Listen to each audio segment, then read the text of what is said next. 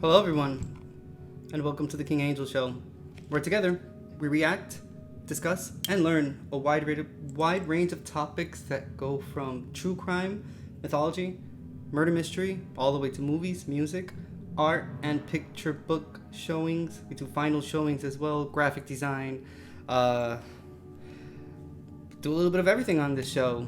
I'm your host, King Angel, your favorite variety streamer, and today, ladies and gentlemen, today we have quite a case that we're going to go through. It's the stuff of nightmares. It is the Broken Arrow family murders. Quite the case indeed. I'm not going to lie. There's levels of evil. I can safely put the perpetrators of this crime right on the same level as, like, this is like some, like, almost Ted Bundy, but not quite there yet.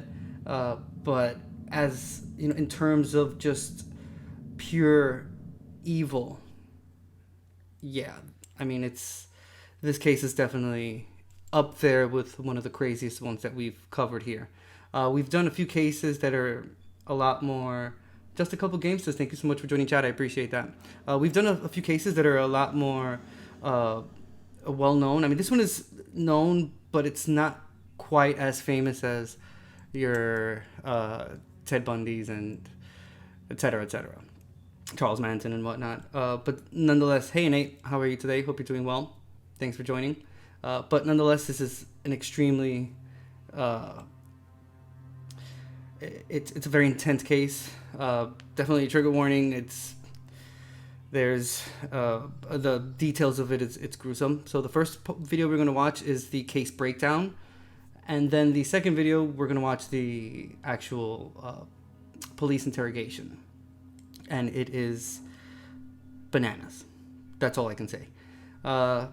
Before I start, just want to remind everyone that I am live on Twitch Tuesdays and Wednesdays. Tuesdays at 8 p.m. Pacific Standard Time, 11 p.m. Eastern Standard Time, and Wednesdays, like today, it's 7 p.m. Pacific Standard Time, 10 p.m. Eastern Standard Time. And then Saturdays, I normally do my variety morning shows, which is at 10 a.m. Pacific Standard Time.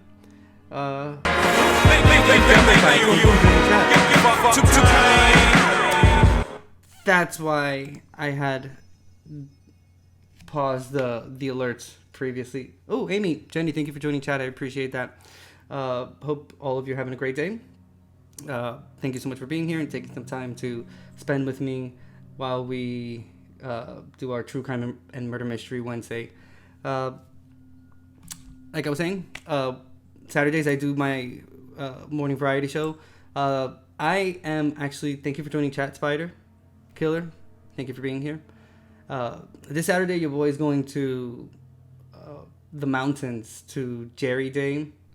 I don't know if anyone, if we have any Grateful fans here, Grateful Dead fans, Grateful Dead fans. But the majority of my friends, they're like really big Deadheads. So thank you. It's weird. It has them both. Crazy. And it sucks because I just put a sound alert. Squirrel, how are you doing tonight? Thank you for joining chat. And you love pineapple on pizza? All right, Jumbo. You gotta love something in life. All of you, thank you for joining chat. Diamonds, thank you for being here. I appreciate that. Yeah. We're about to dive into this case. Quick reminder, I'm all across social media as well. All episode replays and clips are available on YouTube and Facebook. I'm on TikTok, Twitter, you name it, I'm there. Thank you. I don't know why it keeps repeating twice though. It's so weird. It's like I thought I had corrected that problem, but I did something. I don't know what the hell I did. I'm always doing something to mess this up one way or another. But Bearded Guy, thank you for joining chat. Thank you for following. I appreciate that. But yeah, that's basically it for that. Also, I have my Discord community as well for like-minded individuals that are interested in topics that I cover on the show. True crime, murder mystery, am I the antagonist, etc. Yeah, that's about it for my pre-starting the show rant about my social media and all that. Thank you, Mushroom. I appreciate that. I love it. I love it a lot as well. Sweet. Without further ado, let's jump right into this case. Again, this is the... Okay, so here's what's happening. I'm having a bit of a situation because we discovered a nest underneath a chair. We didn't know. We thought it was a rat. So we were standing here, my wife and I, we were watching a video. This was like 10 minutes before I started streaming. She I don't know, something caught her in the corner of her eye, and she thought it was a rat. We don't get, like, that's a no-no. We don't get that.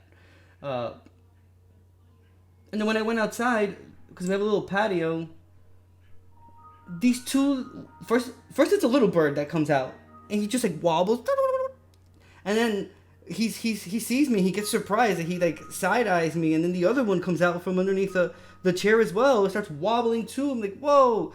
But it's crazy because I've been seeing their father come in, and he's been stealing twigs, and every morning I'm questioning, like, why is this bird stealing the twigs? Like, what mansion is this bird trying to build? Because I'm telling you, like, the bird, he's chunky. He takes a lot of twigs with him. And little did I know that he was taking the twigs, moving it, and he was bringing it right back. And now I have two birds in my patio that can't get out because they can't fly. So now they're just wobbling around, and I'm my cat. It's like, that's crazy. How when you don't... Oh, Coltorius, thank you for joining chat. I appreciate that. Yep, Koopa Troop in the house. It's like when you don't listen to your pet, because this cat has been making these weird chirps the last few days, and we just thought, we didn't really think much about it. Like, I just thought that the cat was just like being a cat, you know, he was doing his little thing, but no, he knew that there was something. Oh, wait, hold on. I actually saw Crooks. You know what? I actually erased it. I'm actually gonna erase the thing. I had it on, and I thought that that's what was making the noise go twice, but it's not that. And I literally just erased it. I am so embarrassed. I'm sorry. You know what? I apologize for that. But here. No, wait, hold on. Let him go. Let him go. You'll be fine. Let him go. They'll be there. They'll be there. Purr a little bit. Purr a little bit.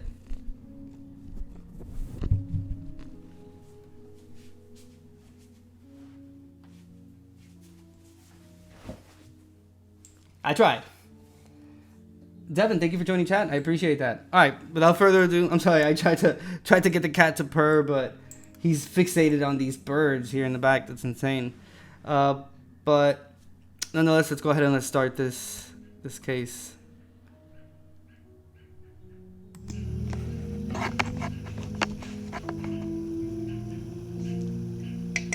Welcome. My name is Mike, and in this whole video we're going to Oklahoma. So look forward to that. Broken Arrow, to be specific.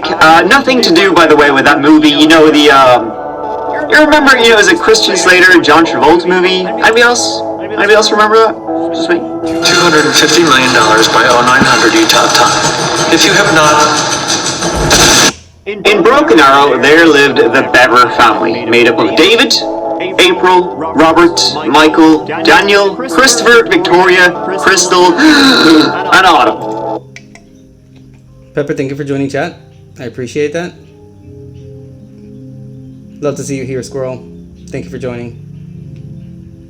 Crooks, I apologize for that again. Big family. Oldest son Robert, he wanted to be famous. Check it as YouTube. I'm going to make my first skit soon. Can't show you a sneak preview or we're in it. It'll be like a minute long. It's going to be some good stuff. I think it's going to be hilarious. So, props for props. Non-profit organization. I don't know, I just came up with that. And he would do just about anything to get there. But he had just one thing in mind, and he would get some help from his younger brother. Let's give it a go.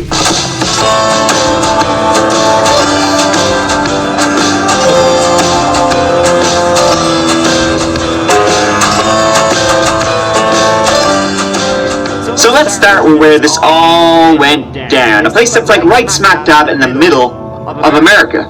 What was once an agricultural economy is now home to big business. Broken Arrow is a suburb of Tulsa, family friendly, and in 2021 was named the 11th safest city in America. One house certainly wasn't in July 2015. Broken Arrow houses about 110,000 people, and 9 of those were members of the Bever family, living at the nice big 709 Magnolia Court, right at the southern end of Broken Arrow, by that big old river, Arkansas. You would want a big house because they were a big family. Once again, until 2015. The Bever family was headed by Patriarch David Bever, 52 years old, and Matriarch April Bever, 44 years young. They were married in 1987 when April was 15 years old. That's, young. David, he worked in the tech industry for HP Enterprise. Oh no, there's an echo? That's odd. Don't understand why.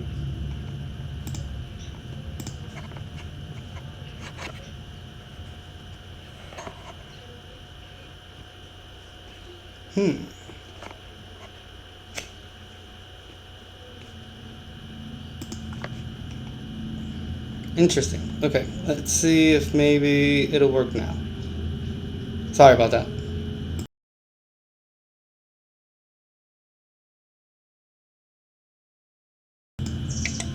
Jenny, let me know if, or chat, let me know if you guys can still hear that echo. Services. He was a technical consultant and April a homemaker. She also homeschooled their many children. In 2015, Robert was 18, Michael 16, Crystal 13, Daniel 12, Christopher 7, Victoria 5, and Autumn 2. David and April were busy. Maybe there really just is nothing to do in Broken Arrow. The Bevers were described by friends and family as generally pretty. Hi, Tacos. Thank you for joining. Hope you're doing well. Much appreciated. Again, yeah, this is it's an intense case. So yeah, just letting you know. Quiet, they kept to themselves. They didn't really, hang out with the, try and interact with the community too much. You might even call them reclusive. But April, Mama, she was a big fan of Reddit. She would post under the username Aokimom. Judging from her comments, she was into getting her 7 kids interested in web design, wanting them to be very computer literate. And here she would describe herself in 3 words. Tired, happy, blessed. I'm sure the kids would say the same, as Daddy David was reportedly abusive physically and verbally to the children. So the Bevers were, tight family, they were religious, they did everything together. And when you have a family that's quite big like that, and all of them homeschooled, the house kind of becomes, well, a bit of a prison when they were also described as being very reclusive. You can imagine you would need, breath of fresh air every now and then. And Robert's way, the oldest child, his way to get that was through YouTube. Salute. Hey everyone. Thank you. You're expecting someone else. Yeah, why would you do that? Anyway, this is the first ever update, which I think is a major improvement. I tried a news report theme last time. That's not very vloggy, is it? So I'm being a little more chillinated, writing stuff, scripting. He would post videos on his channel, Cult Empire Official. So don't get confused with any, non-official Cult Empire websites out there. Don't get caught. This one has the Robert stamp of approval. He's pretty funny. I mean, if you like cringe comedy. Props for that. Props for that. And prosper. Yeah. I think I'm on something there. New rap. New hairstyle, check it. It's called a faux hawk. Where I don't have to shave the rest of my head, but I still get Sorry about that. So, yeah, my cat, Boss Zach McGray, thank you for following, I appreciate that. He's, I don't know, I guess the birds got really close to, like, the glass or something, and he just pounced he definitely hit himself pretty hard on the head. And, yeah, the birds went crazy. I think Mom and Dad are here, and they both tried. Yeah, everyone. There's a bunch of angry animals all around me right now. That's crazy. I don't know if you can hear it.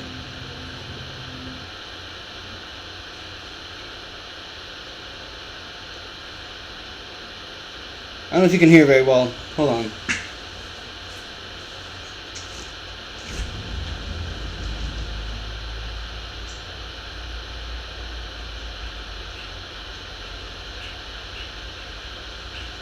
Yeah, that's Mom and Dad.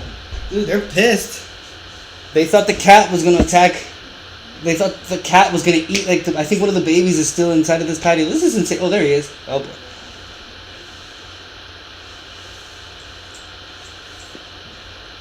Drama. Dude, if my cat could only, I know he could wish to just jump outside right now. That would be his lifelong dream. But I can't let him. Alright, moving on. Sorry about that. Mohawk. I hope it still looks like a faux hawk. I did it before. I still have my long hair. I just shaped it to look like a faux hawk. In the next couple days, I'm going to try to get an actual faux hawk. I did this before I started filming my playthrough of Happy Wheels. Thirdly, YouTube, can you not? I uploaded my first video of the Dark Forces playthrough for Cult Empire Classic, and there was like no audio, which completely ruined it. I had commentary, it was hilarious. It was 20 minutes of my life. Confusing outro. He would sometimes film videos with sibling Michael, and it appears they were, as the two oldest kids, the two closest. They would stay up late together, telling ghost stories, sharing their thoughts and their time. So while at home, It's KeoCat, thank you for joining chat. I appreciate that. Yeah, so we know so far, small town, 9 kids. Mom likes to post on Reddit. You can obviously tell that there's something going on with the kid there, because yeah, so you kind of start telling where this is going little by little. But yeah, he might get into the details now, so moving on. The Bever parents, David and April, it seems like they kept quite a tight leash on their kids, homeschooling them, being kind of reclusive. They would probably argue trying to protect them from the outside, the real world. And that doesn't really tend to work out very well, because the real world has a habit of slowly kind of creeping in. The kids, they had full access to this thing called the internet. It's gonna be big. And there, Robert and Michael, they started to, having a goo about the various web pages, but they were quite interested in one thing. It grabbed them. Spree shooters, school shooters, that sort of stuff. You can't explain that. Man. Guess what? Columbine, James Holmes, the Aurora, shooting, all that stuff, they were mad about it. They would blow their load to all this shit. Big thumbs up on the boyos from that one. They were popping chubs to it, and it wasn't enough for them after a while. They began to fantasize about it, bit by bit. Both were fascinated by school shooters, but what if your school is your home and your mama is your teacher? They wanted to be like up there with those guys. They became their heroes. They wanted, you know, all that about them. A lot of it was Robert, with Michael being the sidekick, his Robin, the one who looked up to his big bro, and Robert was looking at Columbine like they were rookie numbers. He wanted to go higher, like on a spree, randomly attacking locations, murdering people, a road trip of, being real shits. 50 plus was the goal. Watching Robert's YouTube videos, it's not surprising. Even if he didn't end up doing what he does do, I'd still be concerned. He's got a real pair of Manson lamps on him. Everyone knows, I mean, if you've seen any of my previous True Crime and Murder Mystery Wednesday episodes, you know that I am, you know, very keen on reminding people about crazy eyes, and there we have them. That's like a perfect example of someone that definitely has crazy eyes. So the story's already kind of taking shape. It is pretty interesting, Guillaume. This one is more murder mystery than, not murder mystery, it's like true crime murder than straight out murder, but straight out true crime, but it's always in the eyes that it tells us kind of a small little story of who the person is. On the flip side, there's plenty of people that you meet and they have like these gentle eyes, like, you know, that are a little bit soothing. Not this case. This is most certainly not that. Moving on. Over the summer of 2014, Robert Tia, he worked in a call center. It was a religious call center. He'd call in for a bit of an El Pray. With the cha-ching he earned from that, he, you know, started beefing up the arsenal and buying the usual. Things like machetes, black masks, Kevlar vests, gloves, knives, you know, regular stuff. In fact, when 13-year-old Crystal told this to her mother, April, she was like, they're kinda acting weird as shit. You know, just might wanna keep on top of that. April was like, boys will be boys, you know. And this all came to a head on July the 22nd, 2015 at about 11:30 p.m. A 911 call came into the Broken Arrow Police Department. Broken Arrow 911. Hello? Oh, my brother's attacking my family.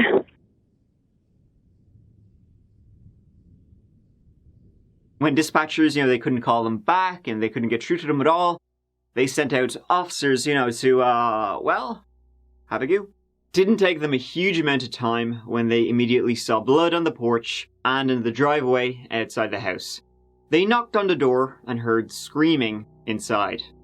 They busted it in and saw a young teenage girl lying in the hall, drenched in blood. They pulled her outside to the paramedics. That was Crystal, 13 years old.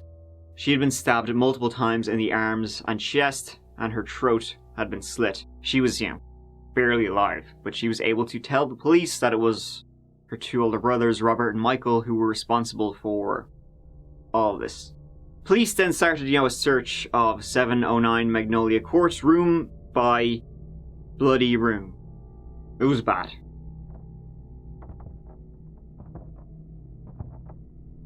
April and Daniel were found first, stabbed to death. Next was David on the ground, same. The bathroom to the hall, the door was closed and locked, so they kicked it in. Inside was 7-year-old Christopher and 5-year-old Victoria, stabbed again, to death. Nightmare fuel. The only surviving and uninjured victim was 2-year-old Autumn, and she was still in her crib. 13-year-old Crystal would survive.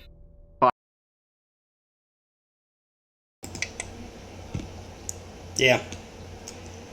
That shit is crazy. This case is is, yeah.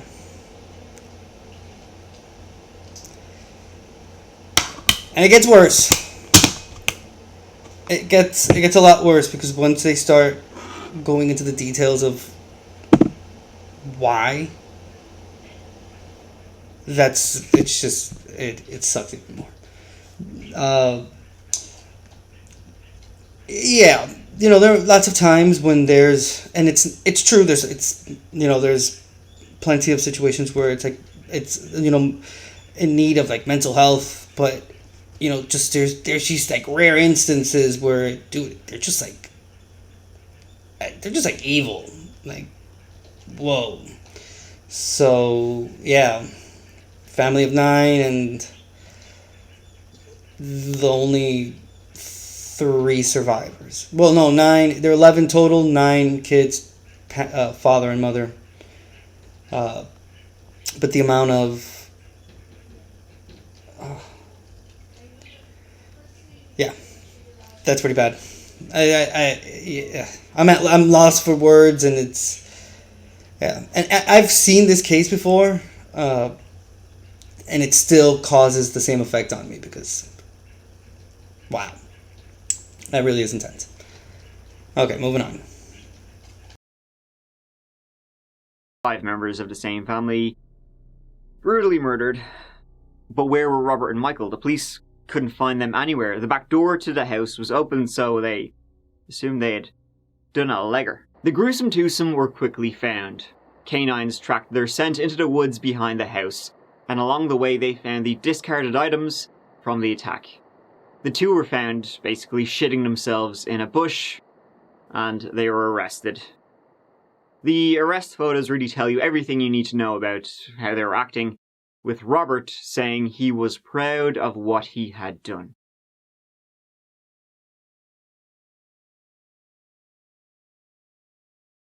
Robert's police interview has never been released. Michael's has. Well,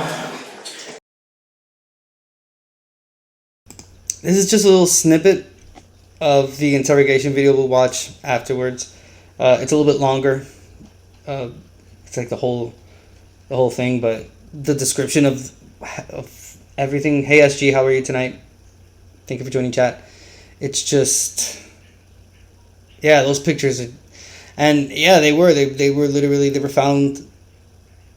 I guess it's true. They were like shitting on themselves. I don't know, but just, yeah. And remember, these are minors. Like they're not even 18 yet.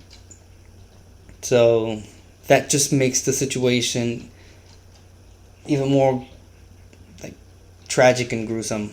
To be honest with you, I mean, they're still assholes, but yeah, it makes it a whole lot more tragic. Sometimes when they put, like, I get putting the pictures because you have to give a face to the victim, but shit, like sometimes, like, watch, it's like when we saw the Chris Watts case, sometimes like they would put, and I understand why, but damn, it's so heart-wrenching. It's crazy. But yeah, moving on. And I think that one of the things, before I hit play, one of the things about true crime, exactly, Jenny, from ear to ear, and I think that, like, the fact that there's so much accessibility now to like true crime and watching all these cases and whatnot, I don't know, you kind of are constantly remembered. You have to kind of keep your guard at all times because, dude, you just never know who's who. You're correct, Innate. Yeah, it's like extremely nonchalant, and you're right, Jenny. They're like, it's way too young. And following, I appreciate that. Sorry about that. Okay, but yeah, it's just, even if it's in and of itself, it's just. There you go. Thank you for joining chat. I appreciate that. Yeah, but just in and of itself, the smile just says so much. Such little regard for life. Moving on.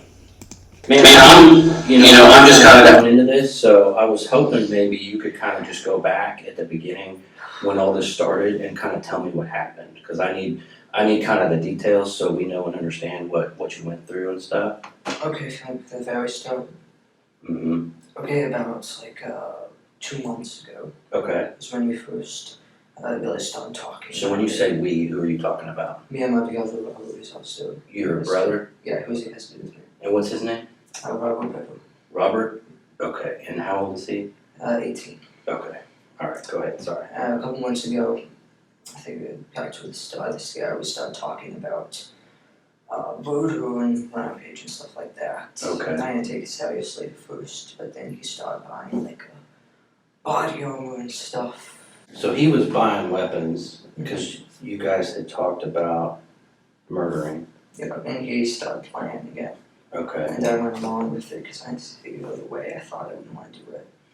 I very quickly learned tonight that I didn't.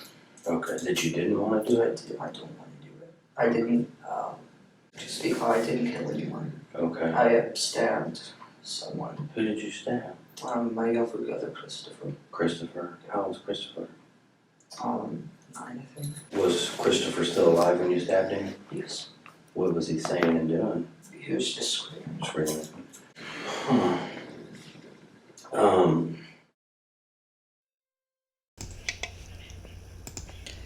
I've said this before.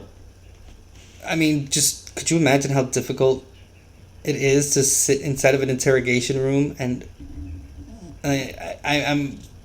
I'd throw a coin into the assertion that he probably has kids.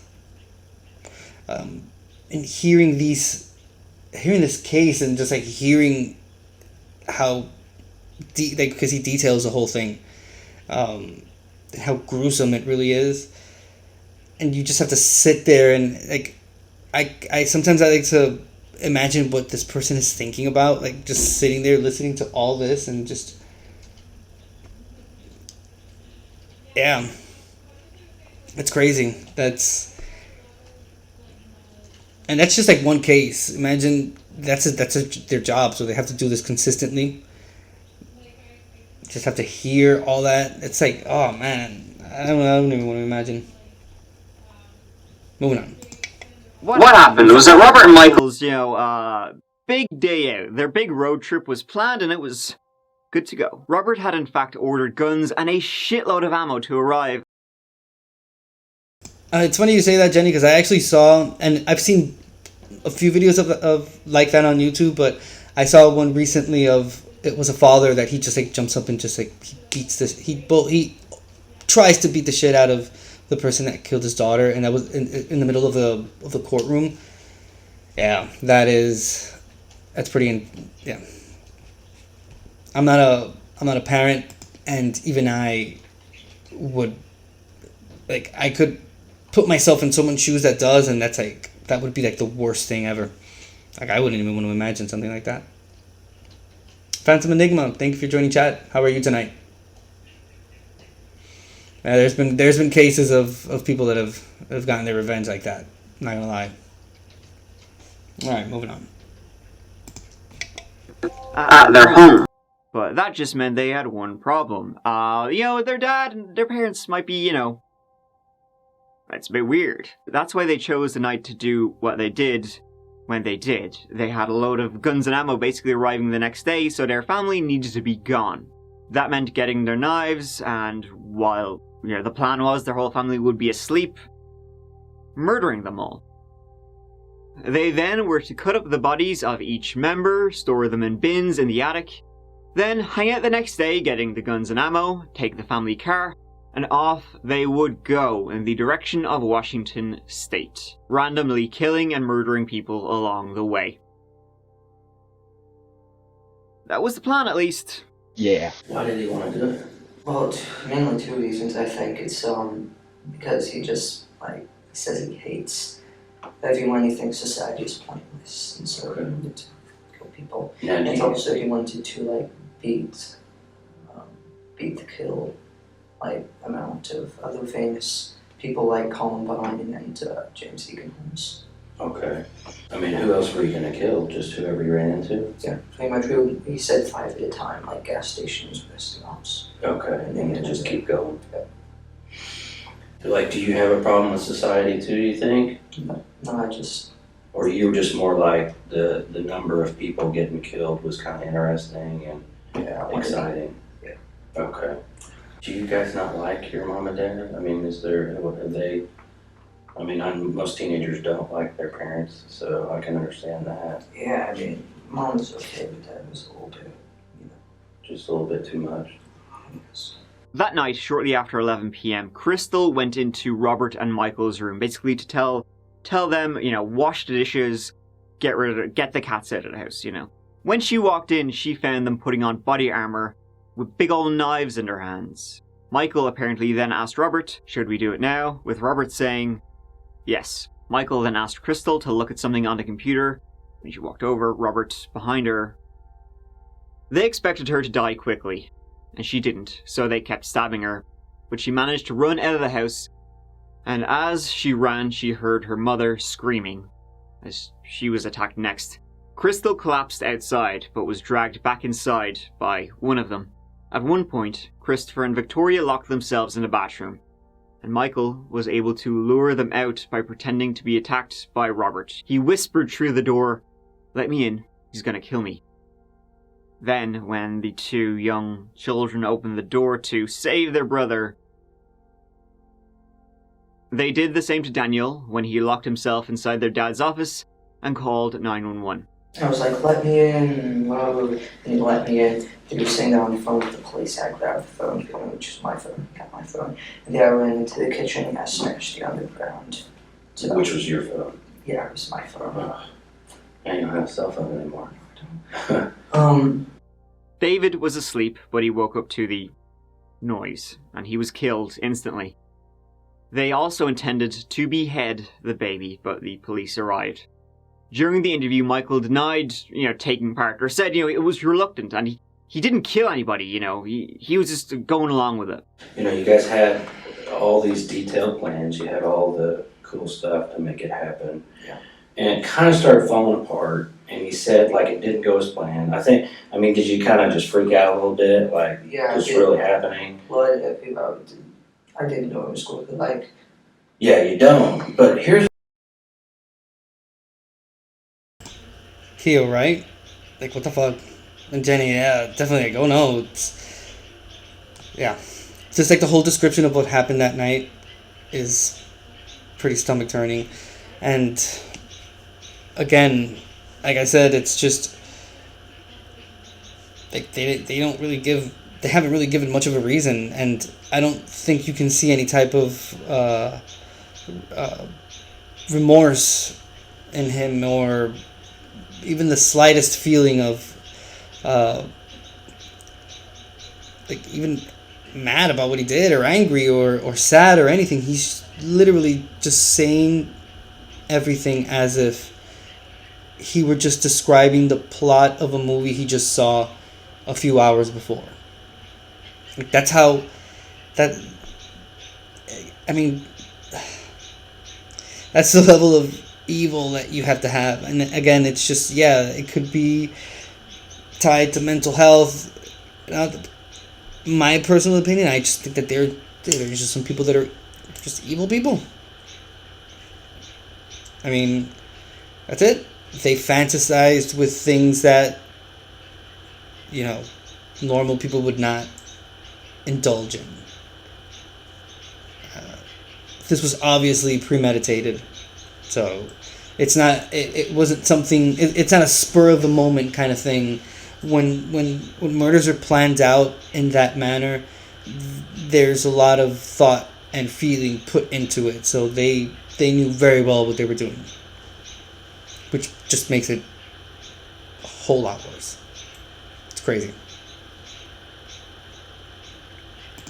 Here's getting me is it's crazy because you guys worked together and made all these plans and had it all figured out, and then when it happens, you're just kind of standing there not doing anything. I think that was my plan. I didn't want to kill anyone. I couldn't do it, so I was going to let him like, kill everyone. Yeah, but you stabbed somebody in the neck.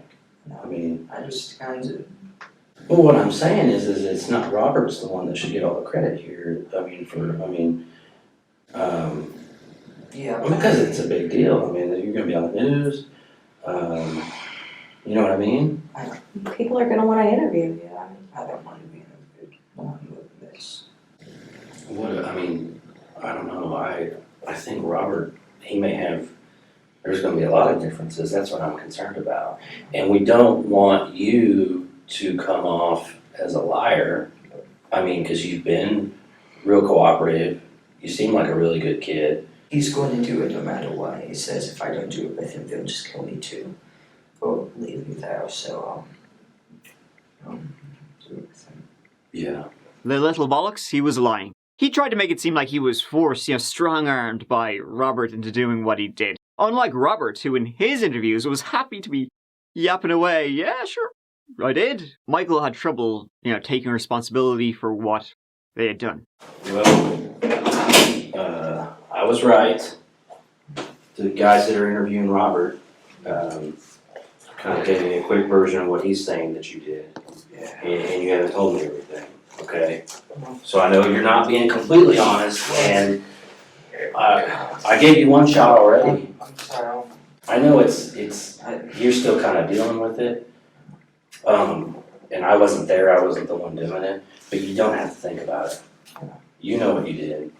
So you cut her neck, you stabbed Christopher in the neck. How many times did you stab Christopher? 2 or 3, I think. And who else did you stab? Besides Mom. How do you feel about what you've done now? I didn't like it the minute it started. How do you feel about your mother? You watched her get stabbed, you cut her throat yourself, and you watched her bleed all over the place and scream. How does that make you feel? No, I don't think about it. You don't want to think about it? And Christopher, your little brother, you stabbed him in the neck. What has he ever done to you? So he's just a number. Yes. And how do you feel about that now? It's pointless. It's what? Pointless. Pointless.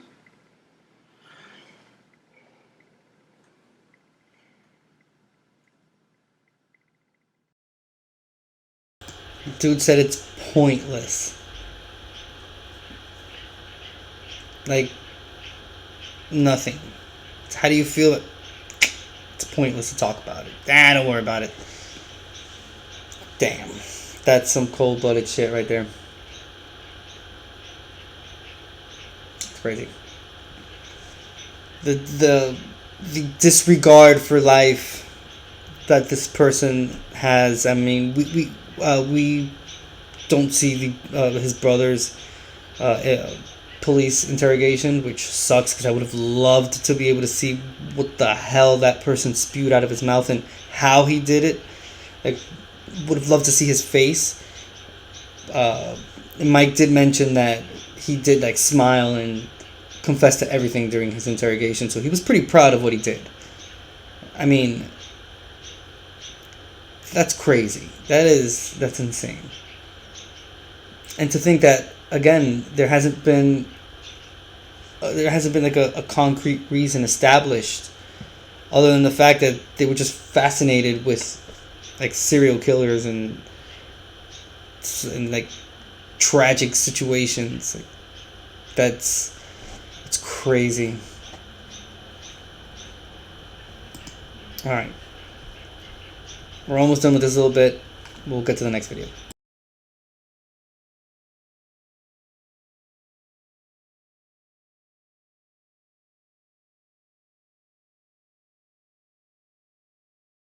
And funnily enough, they weren't lying about any of this. On the 23rd of July, 3,000 rounds of ammunition arrived to Magnolia Court, which was now a crime scene. A teenager accused of killing his parents and several siblings in Broken Arrow. Police tell us his younger brother helped murder 5 people. Broken Arrow PD and OSBI investigating. We know a family of 9 lived here. The parents and 3 children are dead. Another child, a 13-year-old, is fighting to live, and the youngest family member, a 2-year-old girl, is in the custody of the state and not hurt.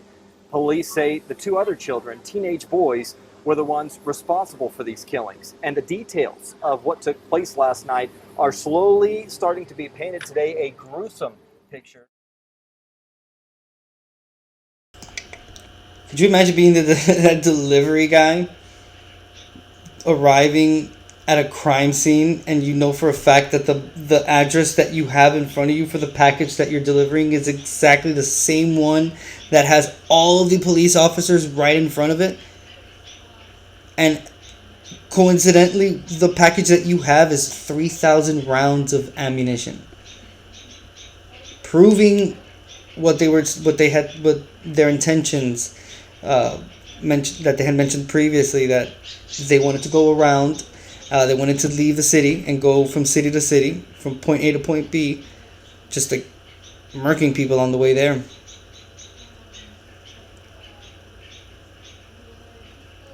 I mean, if the little brother would not have called the cops, that would have been the plan, like exactly like that.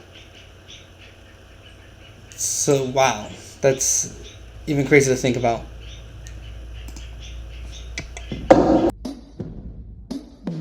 Robert and Michael were both charged with 5 counts of first-degree murder and assault and battery with intent to kill. Robert was 18 when charged, so tried as an adult. That meant death penalty was on the cards. Michael was 16, but he also was tried as an adult. They both pleaded not guilty. How? In the summer of 2016, Robert attempted suicide in prison with a bedsheet and failed. He subsequently changed his plea to guilty to avoid the death penalty, which I guess he had a change of heart, and was sentenced to 5 life without paroles. Michael, he didn't do the same. His attorneys aimed for an insanity defense, and Crystal, one of the only 2 survivors, would take the stand. The fact that he lured his siblings out, the children, out of their hiding place, their safe place, so they could be stabbed to death, well, the court had absolutely zero sympathy for him. The trial would last 6 weeks and wouldn't go well for Michael, which is good for everybody else. So, he too would get 5 life without paroles, so...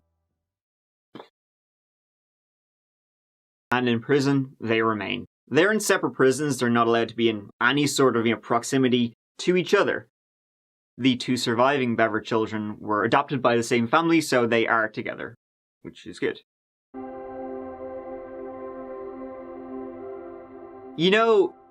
Psychologists, psychiatrists, they try to examine both Michael and Robert to see, what flipped their switch, was there some kind of trauma, mental illness, that kind of thing, which would have, they were looking for an explanation for why they did this and why it happened. Guess what? Didn't find one. No kink in their history, their noodle, or whatever, which might point to them doing what they did. Their dad, David, he was reportedly by Crystal. Crystal would say during the trial that he could be, abusive, but it wasn't to the extent where this would be explainable. They just did it because they wanted to. So. Sadly, something happened.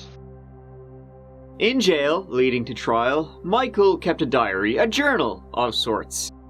It doesn't lead me to think he'd be a fine, upstanding citizen, if you can believe that. It's all, well, messed up shite. I kinda got the feeling that he drew this in Crayola and showed it to the other prisoners, thinking it would, make him look like a tough guy. Don't mess with me or you'll get the crayon pictures. Wonder how that worked out.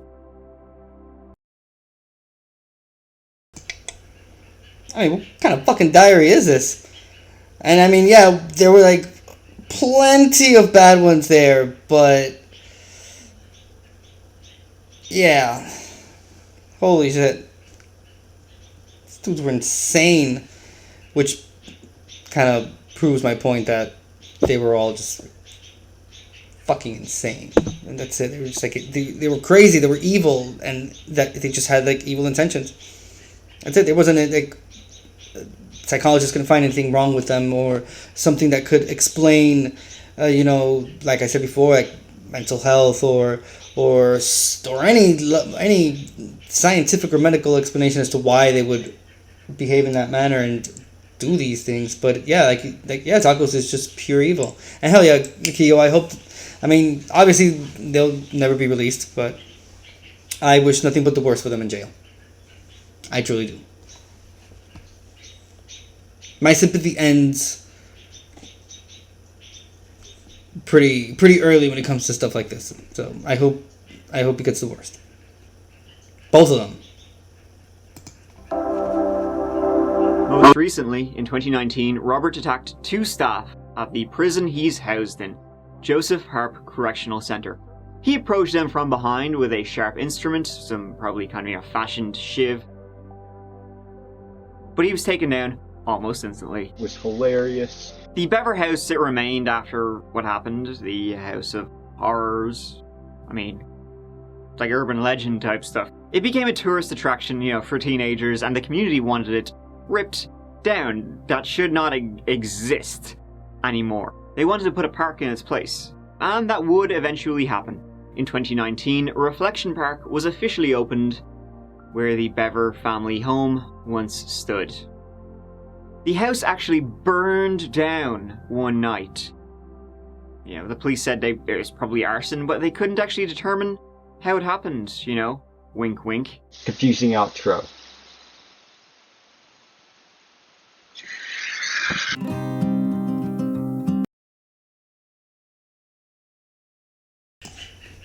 Alright, that was video number 1. Case breakdown. Start video number 2. This is the police interrogation. Let's do it. Now, with 2 suspects behind bars, the search for answers begins. Broken Arrow, Oklahoma, the largest suburb of Tulsa and the 4th largest city in the state, isn't a city that harbors much violent crime. With a murder rate of 4.71 in 2015, homicides are an exceedingly rare occurrence, especially compared to other locations in the state. At around 11:30 p.m. on July 22, 2015, all hell broke loose. Broken Arrow police were alerted to 709 Magnolia Court by a 911 phone call made by 12-year-old Daniel Bever, who stated his brother was attacking the family. Screaming, commotion, and a male voice were heard in the background before the line went dead. Air 911. Broken Arrow 911. Hello? Hello? Hi, where are you at? Broken Arrow, Oklahoma 7411. What address? 709 Magnolia Court. Okay. Are you the only one there? No. My brother's attacking my family. Your dad is attacking your family? No, my brother. He has a 9-day feeling. Oh, millions of people died. Okay, who's attacking your family? What? Who's attacking your family? Yes. Who is it? Do they have...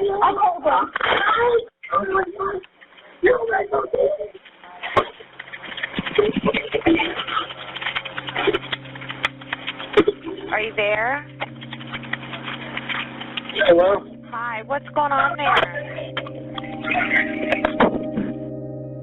Dispatchers tracked the address by searching the number, and after a failed attempt to call David Bever. Jesus. Wow, that was a lot worse than the shorter version that we heard in the previous video. Whew.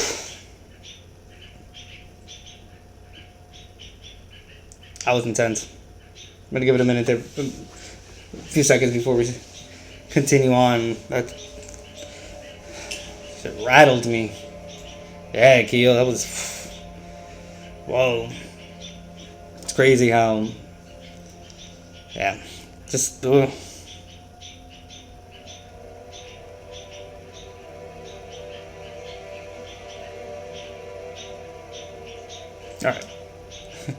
Moving on.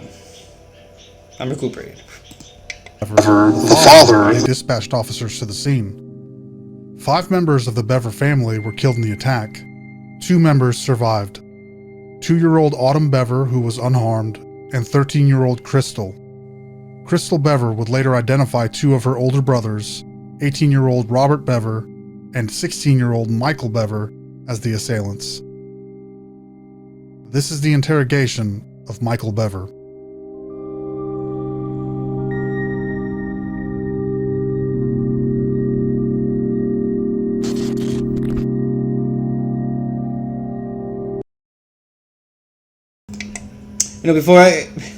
That's a really, really good way to describe the true crime community in a way, like morbid, Morbid Curiosity. That's insane, because if you really think about it, the true crime murder mystery, if you really want to get real about it, it's a little bit morbid to watch and rewatch cases of things that happen to people, and but incredibly, it's a fascinating topic.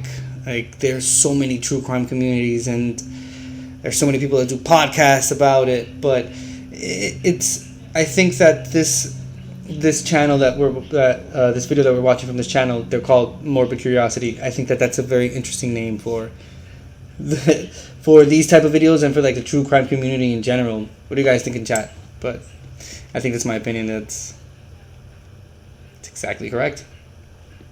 Moving on.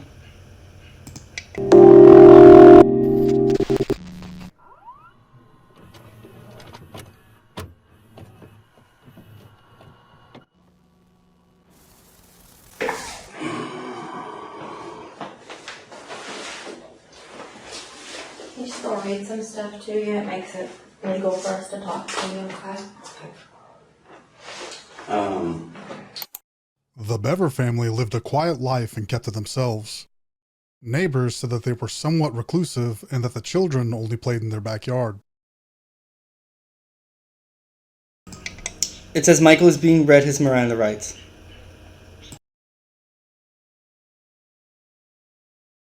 They tended to stay away from social gatherings in the neighborhood, and it seemed like the parents wanted to protect the children from the outside world. Unfortunately, the Bever parents would not be able to protect Michael from this interrogation because he and his brother Robert had killed them just hours before. During his interview, Michael will jump around the timeline of events, but the detective will try to keep everything chronological, as will I. It's worth noting that Michael has a speech impediment known as rhoticism, which makes him difficult to understand at times.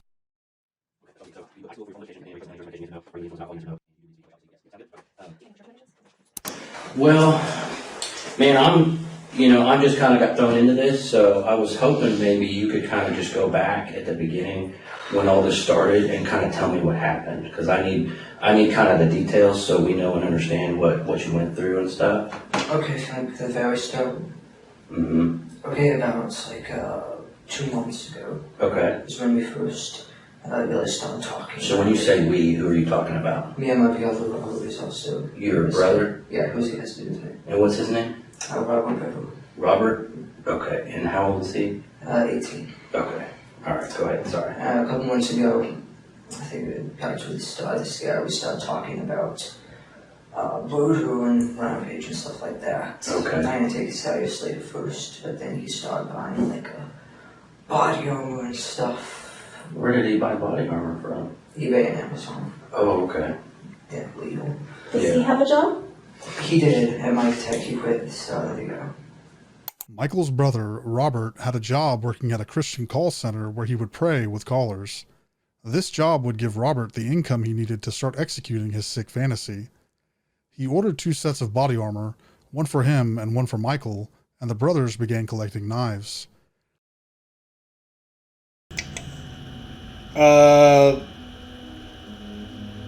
Wait, what? That, I mean, obviously, that's a fact. That's something that Mike didn't mention in the other video. So we're gonna be getting glimpses, I guess, of some good facts and stuff about them, and well, I guess not facts, but like just like tidbits about them and stuff. Yeah, my man, he worked at a Christian prayer call center where people would call in for prayer. And with that money was the money that he used to buy the body armor and the 3,000 rounds of ammo that he was planning on using together with his brother to run around the state and like murk people.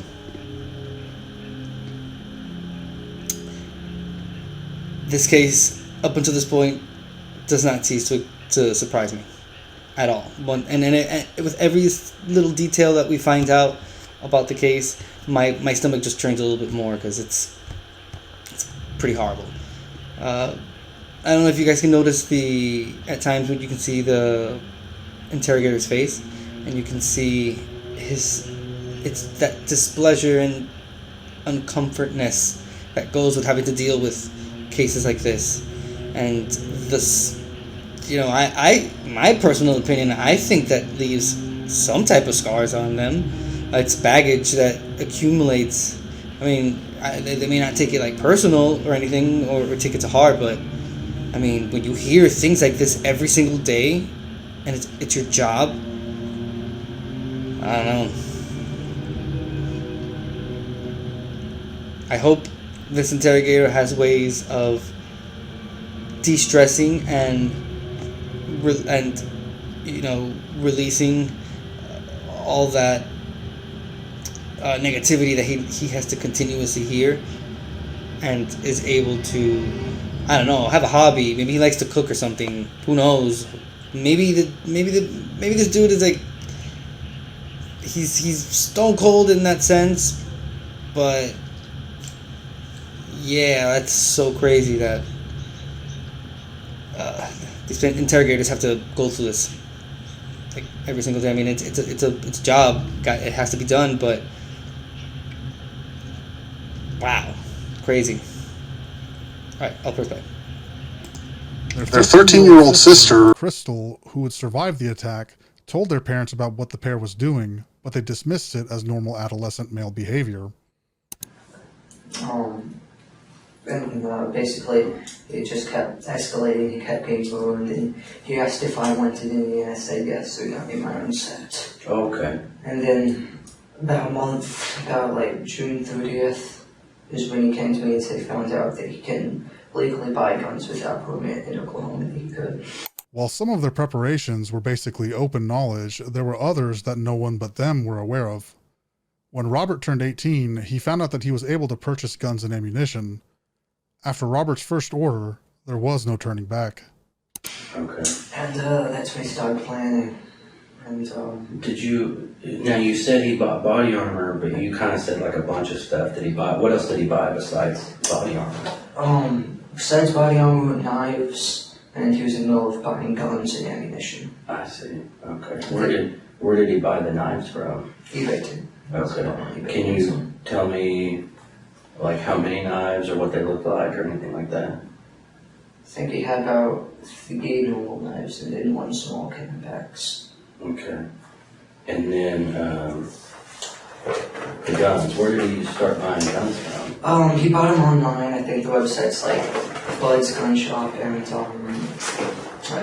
he bought 2 Glocks, 2 Glock 41s, and a shotgun. I forget, it's like a Moss boot, I think. Bought the Glock stuff with a website called Bud's Gun Shop, I think. Okay. And he bought the Moss boot off of the official website, and then had them shipped to like the Okinawa gun club. So they're actually right now waiting for him.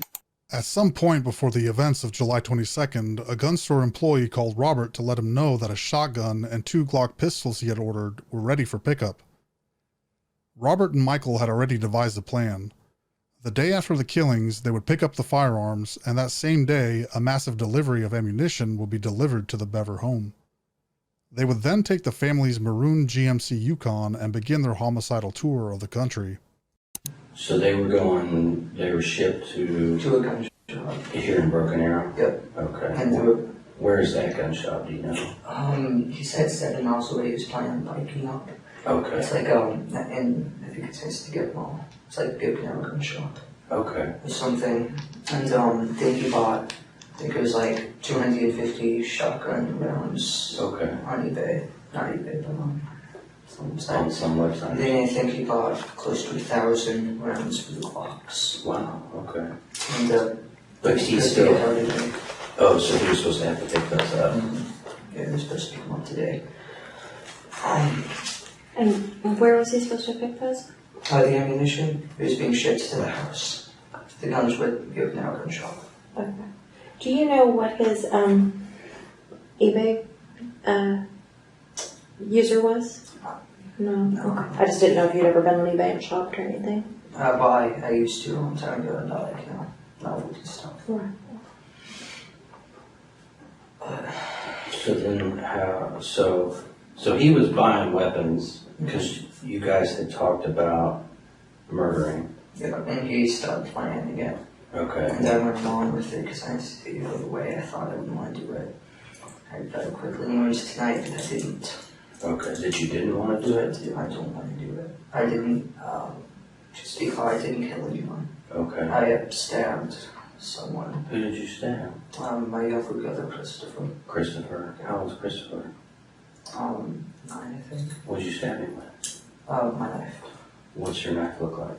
It's green on kind of like camouflage on it, so On where your hand goes or where the blade is? It's camouflage? Yeah, it's all camouflage. Oh, the whole thing? Yeah. How big is it? Show me how big it is. I think it's about this big. Okay. So what was Christopher doing when you stabbed him? He was laying on the bathroom floor. Robert was also stabbing him, and Robert asked me to go over and help him. So I stabbed Christopher and then... Where did you stab him? Center of the neck. Really? Okay. You okay? Yeah. You okay?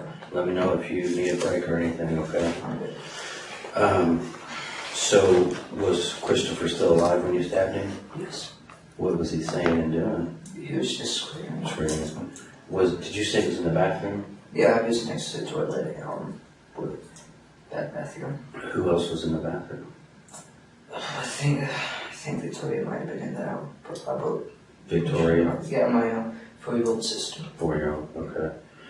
I want to talk about that more, but we got to try to kind of stay like chronologically, if you know what I mean.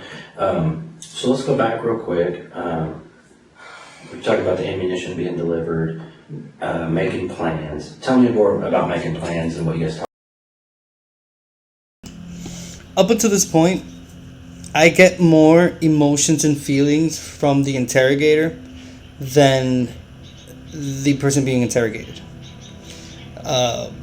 It's even the description of how he stabbed his brother was done in such a calm, cold manner. I mean, he didn't even think about like doing like crocodile tears. I mean, he couldn't even be bothered to even shed that at some point. And this is the he has the audacity, him and his brother, to both plead not guilty. I mean, you just have to watch this video. Obviously, we know what happens, but if you would go into this case just not knowing anything and you would just base it solely off of the attitude and the demeanor of this human being right here, yeah, he's guilty. He'd have that sticker slapped on his forehead so quick, pat, guilty. Because his manner, it's just everything is the way he talks, the way he tells the story. It's very cold-blooded. It's extremely cold-blooded. Like, he didn't give two shits when he described what he did to his brother. It's crazy. We've watched body language videos before. Normally they're more towards that, describing like the way they move and whatnot, but this dude is so emotionless that even his voice, just like hearing him, like you don't even have to see the actual video, you can just hear him and you can tell that there's a screw that's not in there correctly. Like something's terribly wrong with this person. Just by the sound of his voice, just by the way he describes what he did. So yeah. Unbelievable. Very believable. Very believable. I feel horrible for the victims, and having to hear how everything happened is just, jeez. It's gut-wrenching.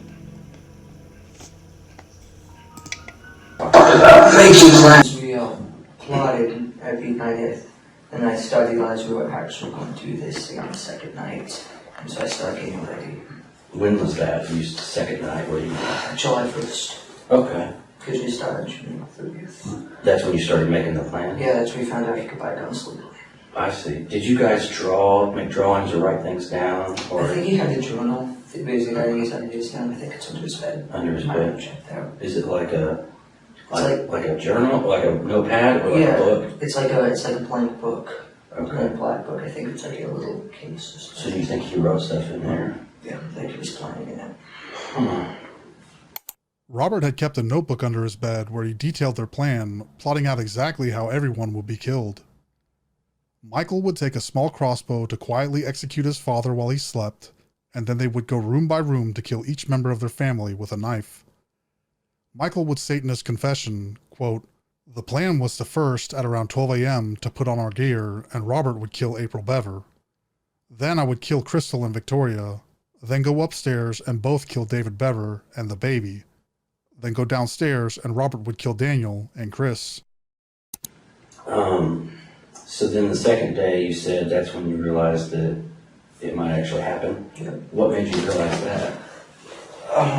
How serious he was. I mean, he was going through, he started planning on taking all of his money out of his bank and throwing away all of his stuff, so you know. Why did he want to do it? To kill people? Yeah.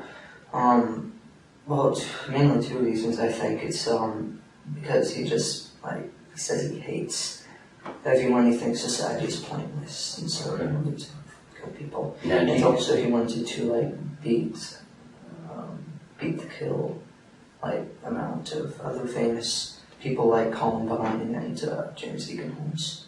Okay. Did you kind of feel that way too, when you guys were talking earlier, Yeah. do you have a problem with society too, you think? No, I just... Or you were just more like the number of people getting killed was kind of interesting and exciting? Yeah. Okay. So, because you mentioned a couple names. Killing people was the idea of killing people was exciting and interesting for him. If that's not evil, I don't know what is. If that's not the very definition of evil, then the word would make absolutely no sense, because that's a cold-blooded way of seeing life and of seeing people as something that can be disposed of because you find the act of doing it interesting. I mean, some people find cars interesting, some people find clothing interesting, or this person found that exciting and interesting. The idea, the prospect of taking someone's life was intriguing and exciting for someone, and interesting.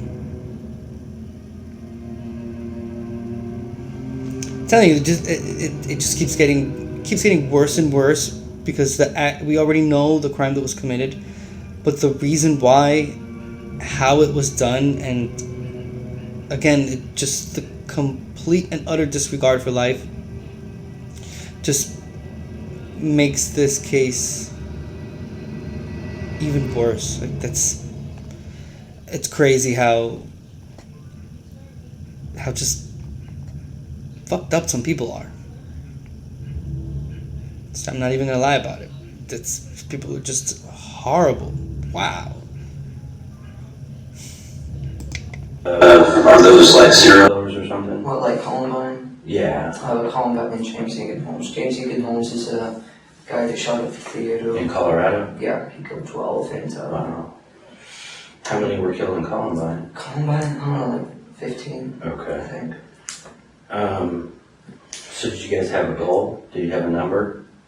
He just wanted, I think he wanted to kill like 50. Okay. I have a goal. While the mother and father, April and David, were protective of their kids, they seemingly granted them unrestricted internet access, letting them make use of multiple connected devices. At some point, Robert and Michael became interested in crime, more specifically, murder, and became infatuated with stories about famous killers, mass murders, and spree shootings. The pair would feed off each other, reading stories about horrific crimes and their perpetrators, and idolize school shooters. It was reported that at some point, they had talked about making a video of their family's murder and posting it online. They had a desire to become famous, but in the most disturbing way possible.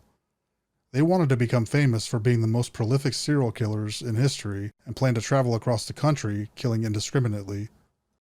So so as the planning goes, tell me what plans you started making and coming up with. Well, originally, I think KAS stayed steady throughout the month. We wanted to kill everyone at the house first. Okay. And then wait for all the packages to show up over the weekend. And then we take the Yukon and we take out our state with the guns and start killing, rampaging. Did you know where you were going to drive to? Towards Washington. Washington State or DC? Washington State. Washington State. Why would you go to Washington State? Just kind of, it's kind of the direction you. And you said Yukon, do your parents have like a Yukon, is that what it is? Yeah, okay. It's a large Yukon XL. Does Robert have a driver's license? He has a loaner's permit. Okay. So he would be able to drive it. So you had your plan. Mm-hmm. So what happened after, tell me some more. Well, back a week before is when I started throwing away useless stuff. Okay. I weed, and so did he. Did you guys give things away to friends or anything like that? Threw it in the trash. I'm sure a lot of it's still in the barrels in the garage. In the garage? Yeah. What kind of stuff did you throw away? Random stuff, toys, stuff that was just piled up in my closet and he had the room to put the body on. Oh, I see. Old shoes, clothes. How long have you had the body armor? The body armor? Robert's had his probably since it started ago, and we've been buying it. Well, he's been buying it. Was it shipped to the house? Yeah. Do your parents know? Did they know it? They knew he had bulletproof vests. They always thought that was a little wild, but they never said anything about it. Did he have anything else like the gear that the guys wear, helmets or goggles or gloves? He had a soft Kevlar vest, a heavy, it's like a metal plated vest, level 3A and a level 3A. He had a helmet, bulletproof helmet, a bulletproof DEA mask, and Legos. Wow. Also like knife-proof arm thing. Yeah. A knife and balaclava. Mind you, he bought this on eBay and Amazon. One click away. He probably did buy it now. I'm just saying, that's how easy it is. It didn't take much. Literally one click away. That's all he did. They went into eBay, they went into Amazon, and they bought all this stuff. Easy peasy.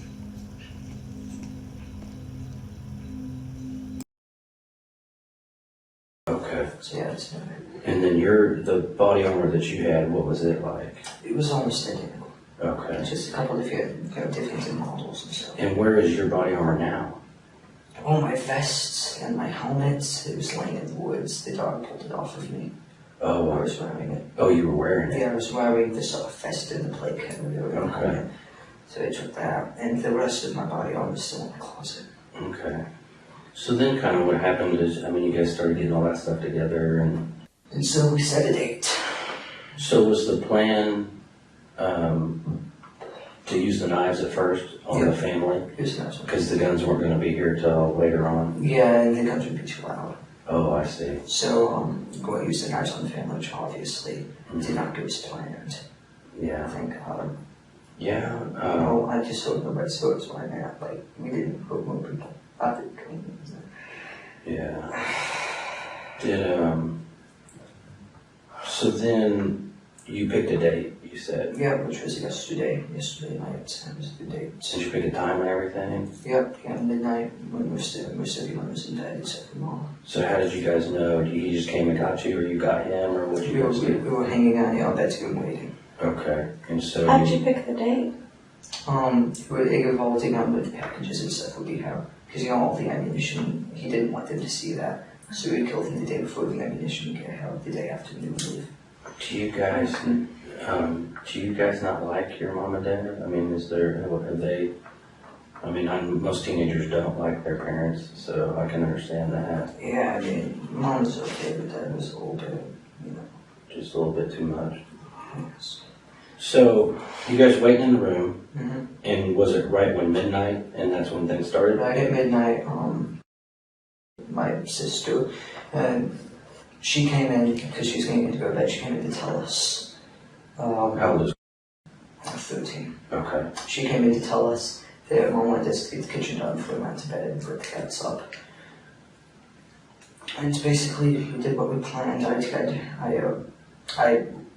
got to my desk, and I had to look at something to this guy to roll up, but went up behind her, grabbed her, and slipped with you.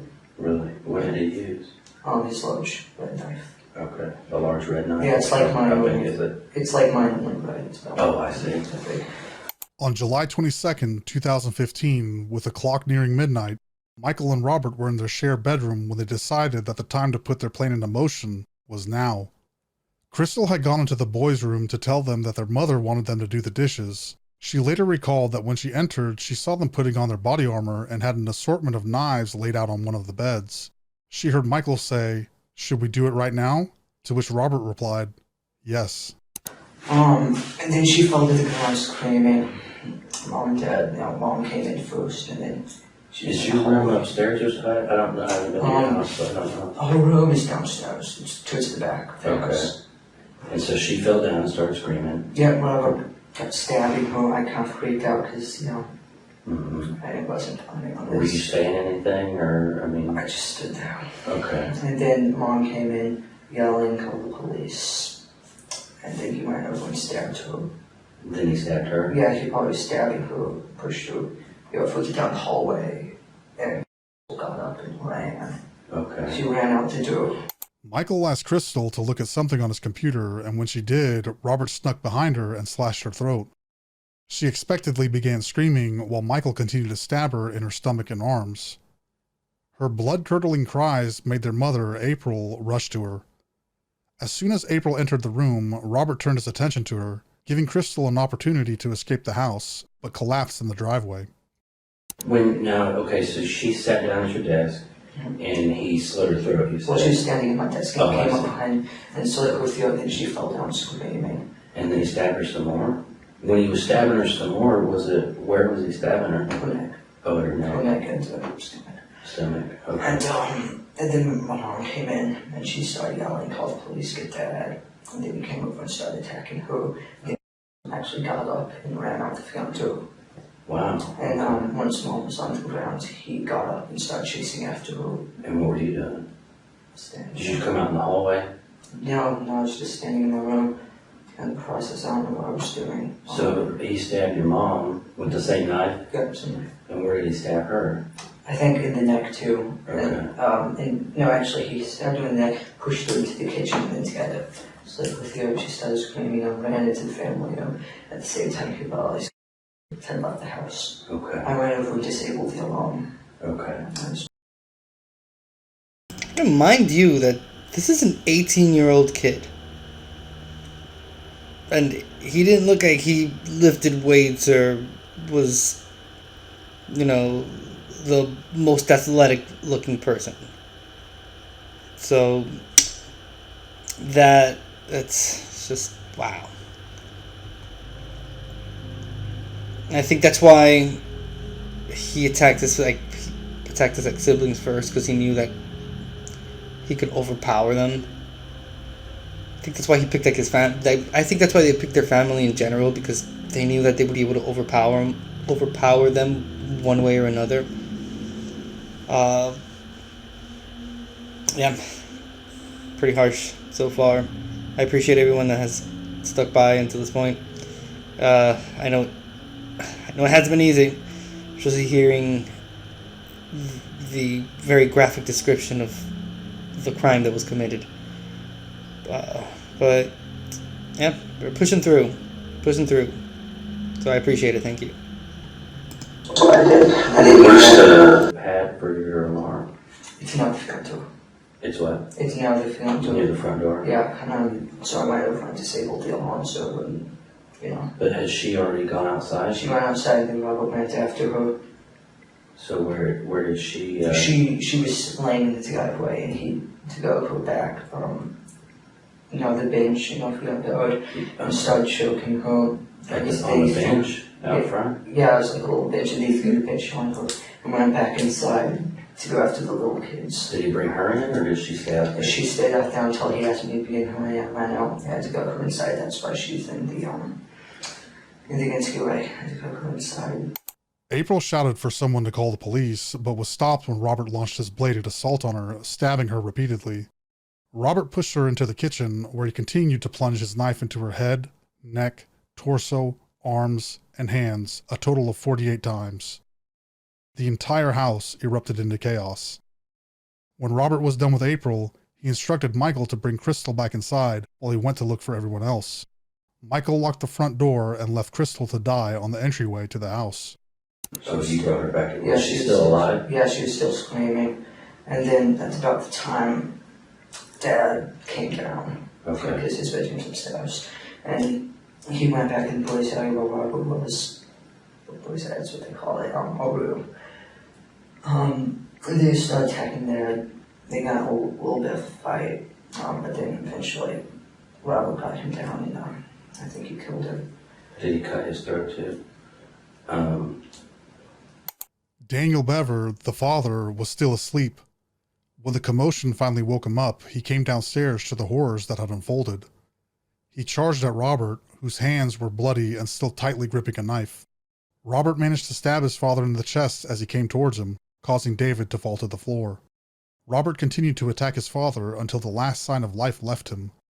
David was killed by 26 stab wounds to the torso, face, neck, left arm, and left hand. Where did that happen? In our room. In your room? Yep. And where were you? I was standing in the hallway. Okay. So did you see him cut your dad's throat? Yeah. Did he stab him other places too? I don't know, I think he just went for the throat. And where was she? Was in the entryway? Yeah, I think she was in the entryway at that time, and then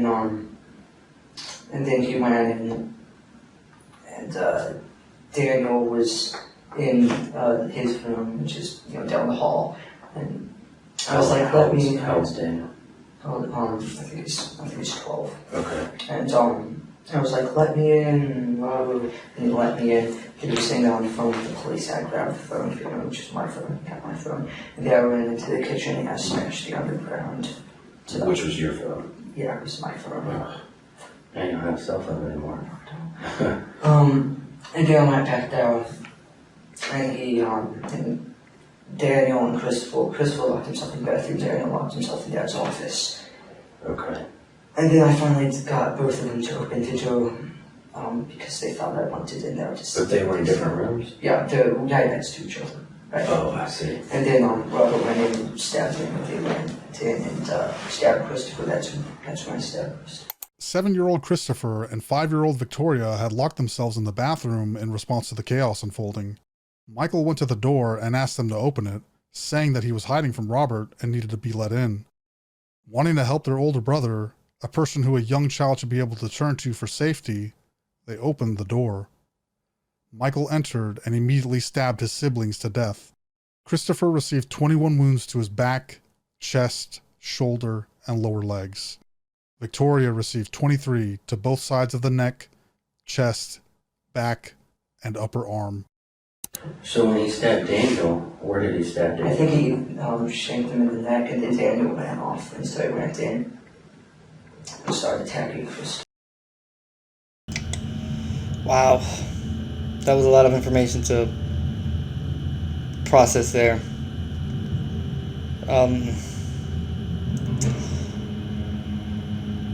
Jeez. Alright. So Daniel got stabbed in the neck and ran off? Yeah. Where did you run to? He ran into the family room about Mom. Mom ended up, she was laying on the ground yelling, call 911. Okay. And he stopped in there? Yeah, he collapsed in there, and then Milo came in and started stabbing him in the chest. Oh, I see. Then 12-year-old Daniel had locked himself in their father's office, which was right next to the bathroom. He managed to grab Michael's cell phone and dialed 911 at 11:32 p.m. Michael used the same tactic to get Daniel to open the door, and when he did, he took the phone and smashed it against the ground. Michael told Robert, quote, "He's all yours." Robert proceeded to viciously attack Daniel, and when he let him go, Daniel fled. Sadly, he collapsed in the living room before he could receive any help. Daniel would succumb to his injuries, 21 stab wounds to the back, shoulder, and chest.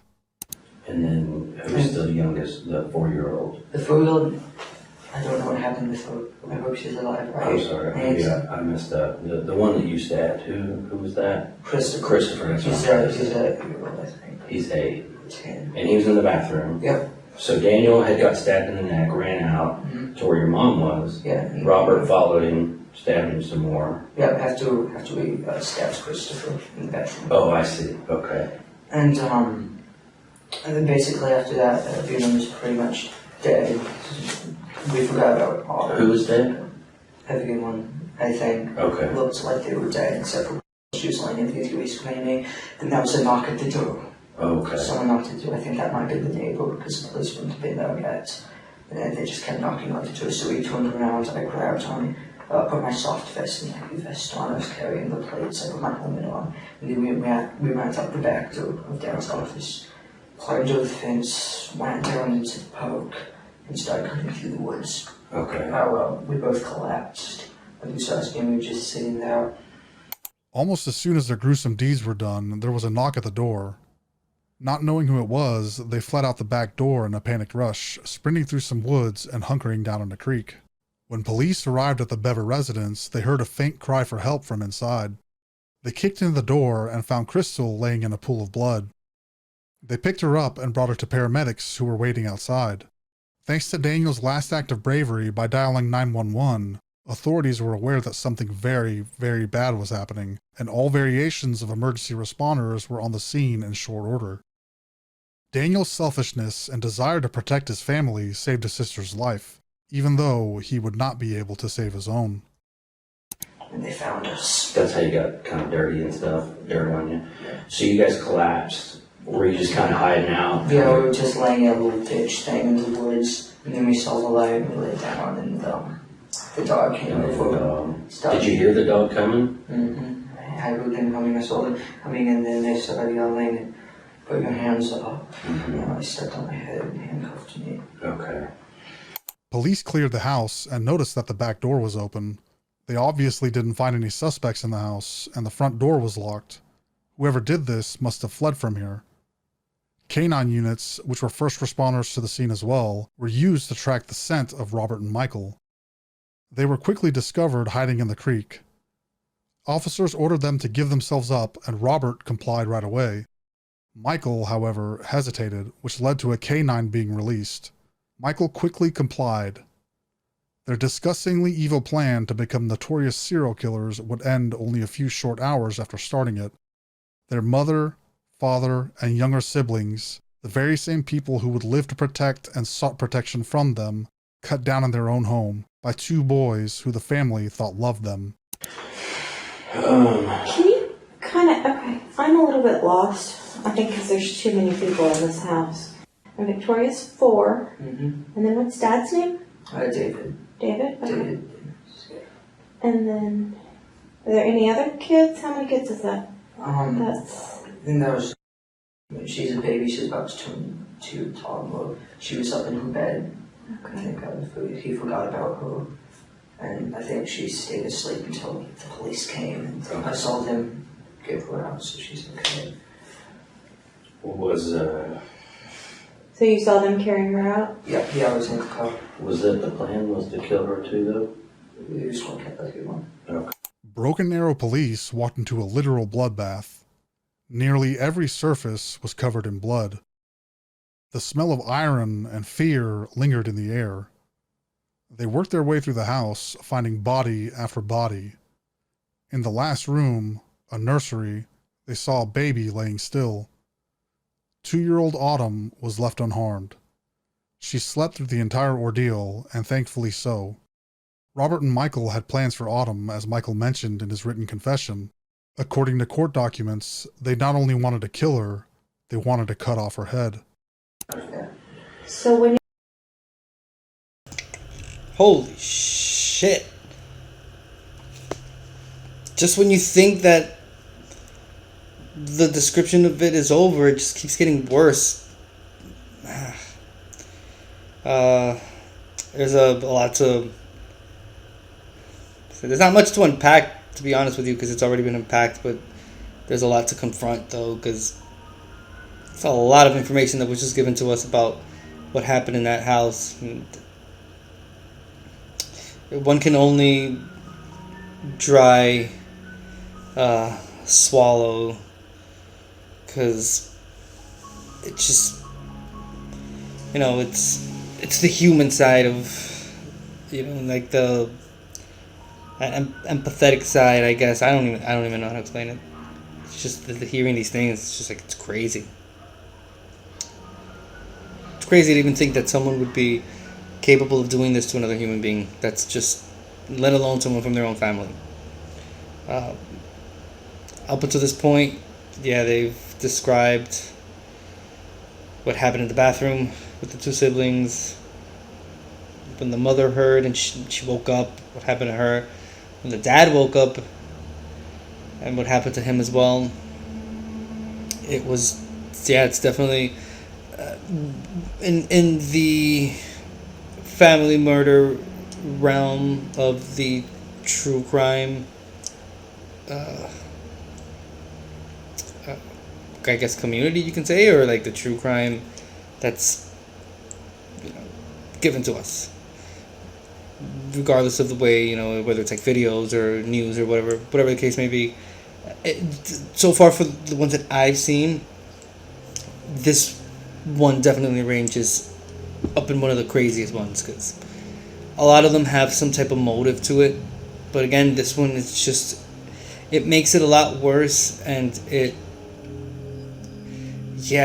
just, the sense of eeriness is bigger because there's just absolutely no motive to it. They didn't want to, you know, there's no money involved. It's not like a love triangle. It's not abusive parents. It's not, it's not like sibling rivalry. It was just two evil individuals that shared that same disgustingness, I guess, gruesomeness, and inflicted it on their family, on the easiest targets that they could find, because that's also basically what it is. Those are the easiest targets that they could find, and I mean, come on, one of the kids was 4. So yeah, he can spare me whatever he's trying to do with his body language, because his face says it all. And again, this dude definitely does not give a shit. Flat out, you can tell in his eyes, this dude, while planning it, savored the idea of what they were going to do. Most definitely. you got that house, where were you gonna go? We were going to hang out there for at least the day. We were going to get the bodies in a room or something, maybe the attic. Clean up and then wait for the ammunition, go pick up the guns, and then we'll leave the next day. Where were you gonna go? I mean, where was your gonna be your mass plan to get the most bang for your buck? We're just heading generally towards Washington State. We're going to do it statewide. Did you guys have, like, were you gonna go, I mean, who else were you gonna kill? Just whoever you ran into? Yeah, pretty much. He said 5 at a time, like gas stations, restaurants. Okay, and then just keep going. Yep. It seems like you had some pretty detailed plans. You guys had good equipment and weapons.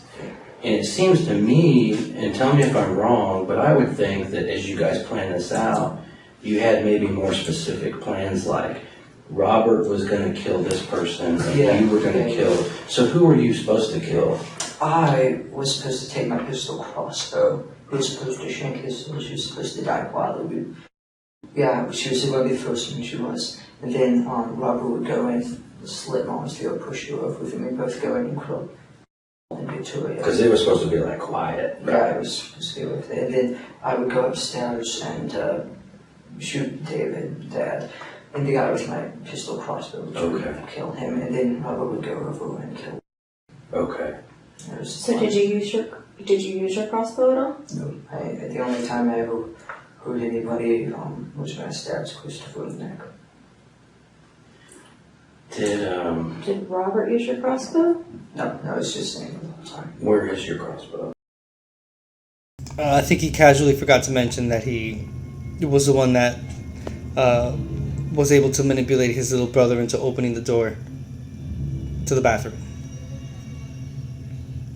He literally said, they said that he told Robert, "Here, I got them for you," or something to that matter. Dude, the audacity of people. This dude, he pleaded not guilty to this. Like, I know I said this before, but like, let that sink in. He pleaded not guilty, which is a common theme among these criminals. For some strange reason, they think that they can get away with it somehow. Like, there's not amount of evidence. Like in this case, like they didn't find both of them like bloody, and they had already gone into the house.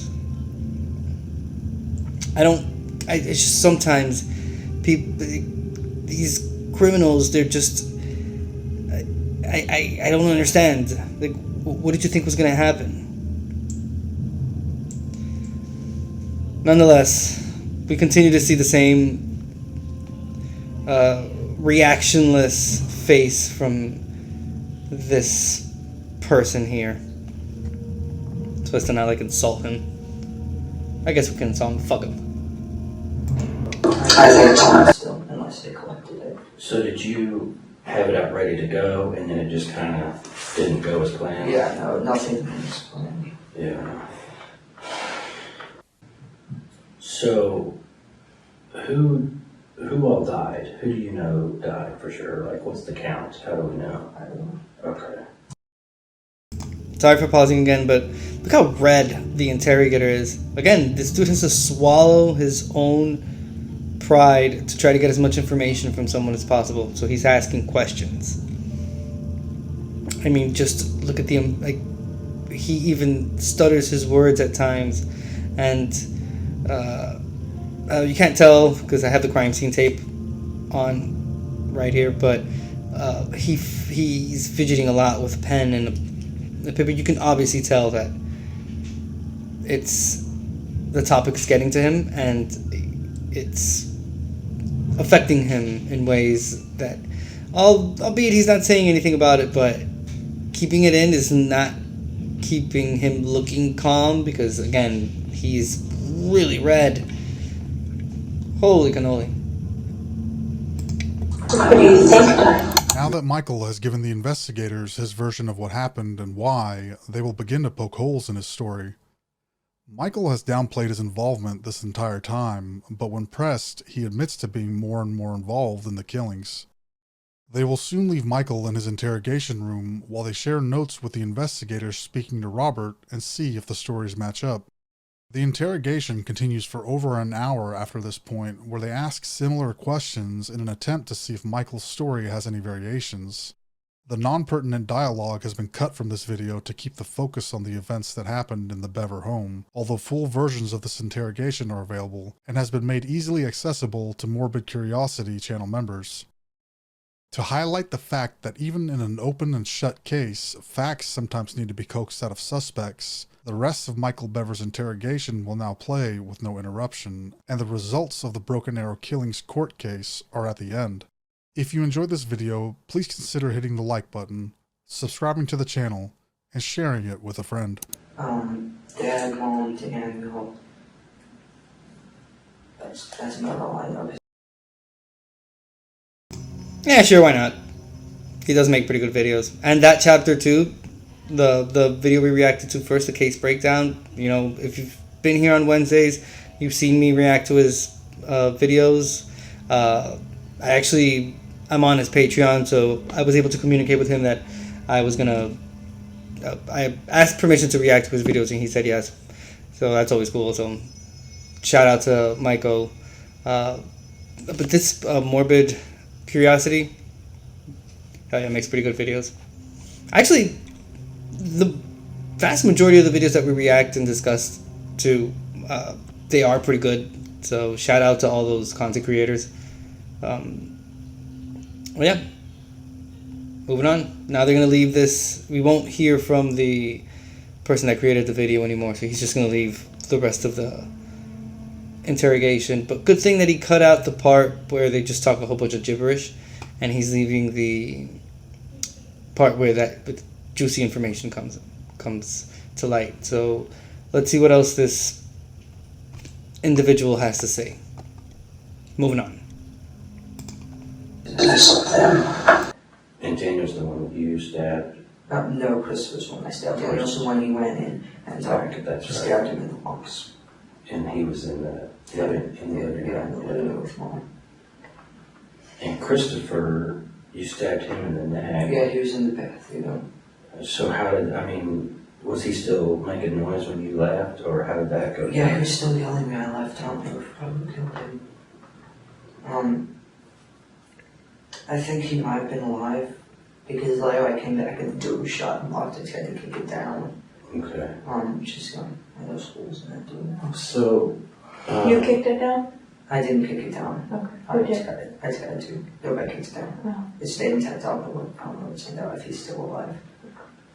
Did you, because here's what I'm seeing happen.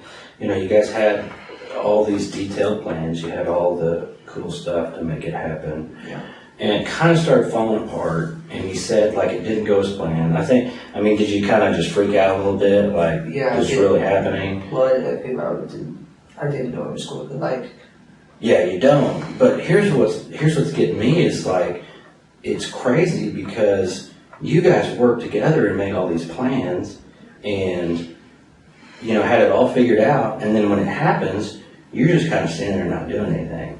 And did you decide, like, Robert's going to kill everybody and I'm going to stand here and do nothing, so I better, did you, I think that was my plan.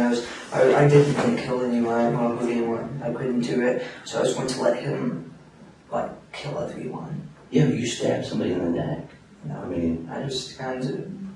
Well, what I'm saying is it's not Robert's the one that should get all the credit here.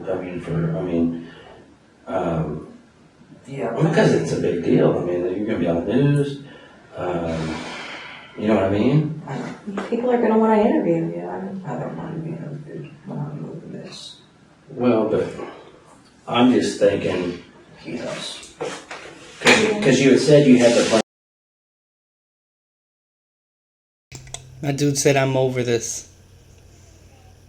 I know we already went through this before, but I'm over this. Buddy, I don't know what world you live in. I don't understand what kind of reality you form part of, but let me tell you something. This is most certainly not over. What? Again, it's the disregard of life. It's as if the interrogator is bothering him, and it's just like it's a bother for this person to have to answer these questions and be in this room. It's like he saying like he's over it. It's like he just wants it to be done, and that's it. He just doesn't really give a shit. He doesn't care enough for him to want the situation to be resolved. He's just over it. That's it. And I get that he doesn't want to talk to like the media and press and whatnot. Fine, but like you're over it? What? Like what does that mean? It's so crazy. Move on.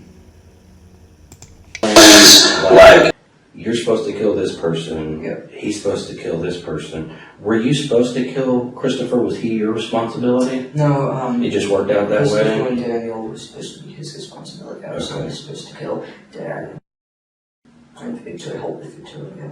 But he had already basically done that. Yeah. So now you're left standing there. So were you trying to kill Christopher when you stabbed him in the neck? Were you just gonna...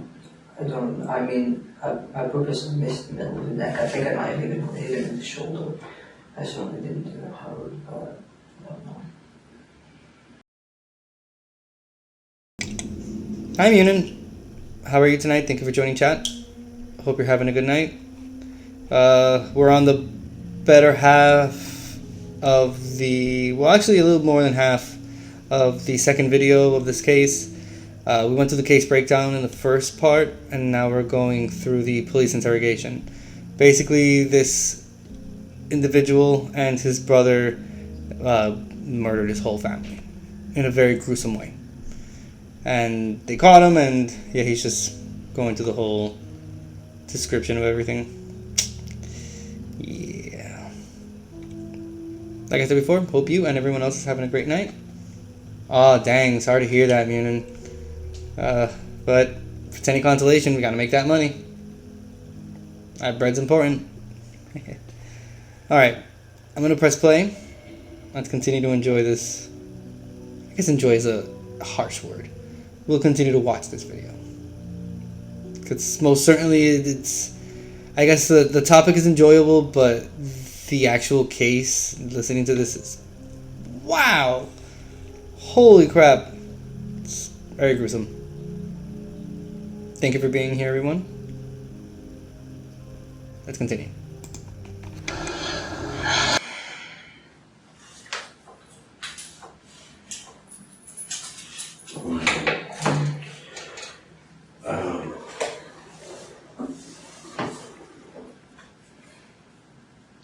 So, originally, your responsibility was Victoria. And Dad. And Dad. Yep, that's what I was supposed to take care of. Did you guys talk specific? Because you said the crossbow, so you said, I mean, you guys had it planned like, this is specifically how we're going to do it. Yeah, it was very specific, unfortunately, you know. I think he got his plan to move or something, and it doesn't work out that way. Yeah. Well, it was supposed to be a lot quicker and quieter, I guess. I mean, so as all this was going on, what was Robert saying? Did he say anything to you? He didn't say anything to me until we were getting ready to head out the back door. I asked him if he was okay, what was going on. He said, yeah. Okay.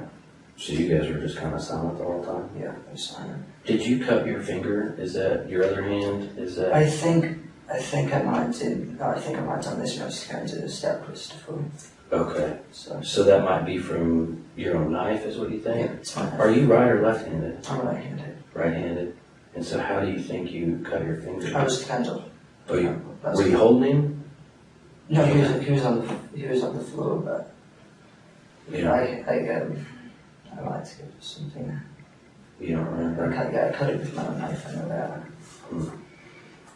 And you think it was during the time when you were stabbing him? Yeah, around that time. Did you say anything to Christopher? I didn't. No. So you stabbed him. Now it's several hours later. How are you feeling? This whole thing, like film when you first stabbed to getting caught, I think it only lasted about 30 minutes. Yeah. Yeah. But that was like, because it's 8 o'clock in the morning now. So it's like 8 hours ago. Yeah. So how do you feel now? I mean, just kind of... I didn't want to do that. Yeah. I shouldn't have done that. So you were saying you pleaded with, I guess, when they were locked in. A fucking bad liar, too. Because, I mean, just look at my dude's face. No emotion whatsoever. He doesn't really give a shit. He doesn't care. Come on. Stop kidding yourself. Like, you shouldn't have done what you did, but you guys planned it. Thoroughly. You guys purchased ammunition and a whole bunch of guns and body armor. You knew exactly what you were doing, you just didn't think that you were going to get caught. See, that's the problem there. And now what we get is emotionless person here, and then on top of that he's lying out of his ass because he's trying to clear his name so that all of the blame goes to his brother, but you're also covered in blood, and like the interrogator said, you have a cut on your hand that's the opposite hand to which you use normally. And again, this individual went to court yet? No, he already confessed. He said the whole thing. So he already explained how supposedly his brother killed like 3 or 4 of his siblings and his parents, but up until this point he just made it seem like he was an accomplice that was forced into this, but because we saw the case breakdown beforehand and we're seeing the police interrogation now, they explained, and then we were able to learn that it was pre-planned. So this was completely premeditated. They bought, like I mentioned before, 3,000 rounds of ammunition. They had a whole bunch of guns. So they had a plan. After committing the crimes that they committed, they were going to steal their parents' bride, and they were going to go city by city until they arrived at Washington, just murking as many people as they could. The ammunition and all the things that they purchased arrived the next day after the crimes were committed. So one of the things that I mentioned before was that probably the look on the delivery driver's face when he delivered that package and found that there's a whole bunch of policemen there because there's a huge crime that was just committed there. Yeah. So his confusion as to what happened and his supposed guilt that he's trying to portray, which is not fooling anyone because it's probably the driest, fakest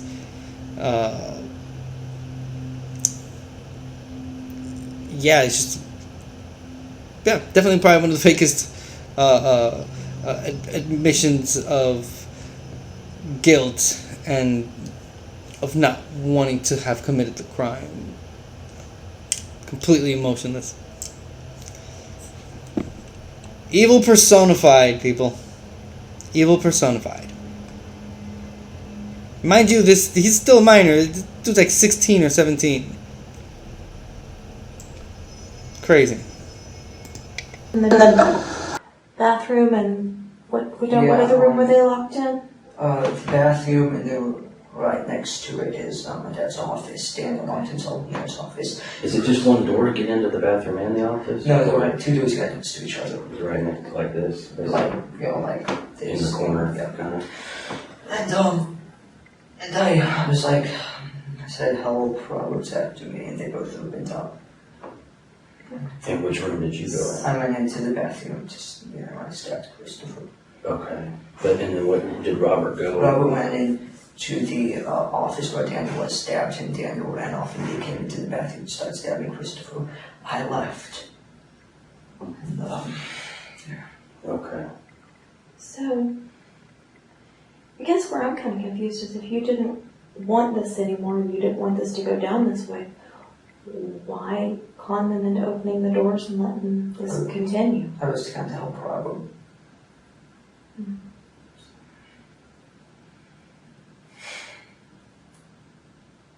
Because,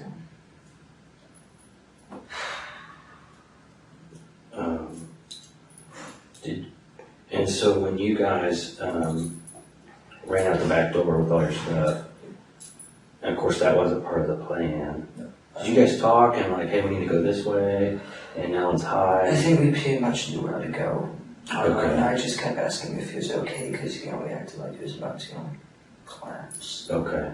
Because you guys have been through those woods before? Yeah, we used to play them. Okay. So we knew where to go. And you said someone had knocked at the door. Yeah, that's why we didn't go through the fence when we get in the vehicle. Okay. Because someone was at the door. And you said maybe that was the neighbor. I think it was a neighbor, yeah. But did you also think, is it the police? I know if it was the police, they would have gotten into the door because was lying right there in the view of the window screaming. What was, when did you realize the police were there? When we were in the woods. Okay. And how did you know the We police? heard the sirens and we said then a couple minutes later we saw the lights. And they heard a dog? Yeah. Was the dog barking or growling or something? It was growling. Yeah. Pulled me up. Okay. So at the point when you heard the sirens and stuff, were you guys kind of hiding and hunkered down? Yeah, we had been sitting there. Hoping they wouldn't find you? Yeah. Okay. In the ditch. So did you guys tell anybody else your plans? I didn't. I didn't tell anyone else. I was talking to people online about it. So how many computers are in this house? I think everyone has at least one computer. There's like 3 Chromebooks, which Daniel, Perry, and Christopher use. I have 2 laptops. They use for game design. Robert also has 2 laptops and type. Has a tablet laptop thing. Where are your 2 laptops? Robert's is in his closet, mine is on the desk. Do you guys share a room? Yeah. Okay. So you have 2. Do you use both of them, or one's an old one and One's an old one. So you don't really use that? No, I was gonna take those guys and stuff out. I see. And your newer one is on the desk? Yeah, next to the old one. And then Robert has 2, but he has an old and new one? Yeah, same things. I have an old compact, he has an old compact. Okay. What's your new one? Gateway. And then what's Robert's new one? Also a gateway laptop, same model. And where is his new one? In the closet, I think, with his old one. Mine's on the desk with my old one. Okay. We were going to plan, taking those guys out. To take them with you or something? As an old one. Yeah, we were going to keep them. Yeah. Keep them to go away. Do you, does your laptop have like a passcode or password on it or something? Yeah, I can tell you the password if you need it. Okay. Yep. Yeah. What is it? Once I graduated high school, I changed it to hashtag 2014, capital G, grad. Capital G. Yeah, grad. Grad. G-R-A-D. Yeah. And then G is capital. Hashtag 2014 grad. I see. Do you know the password on Robert's? No, I don't.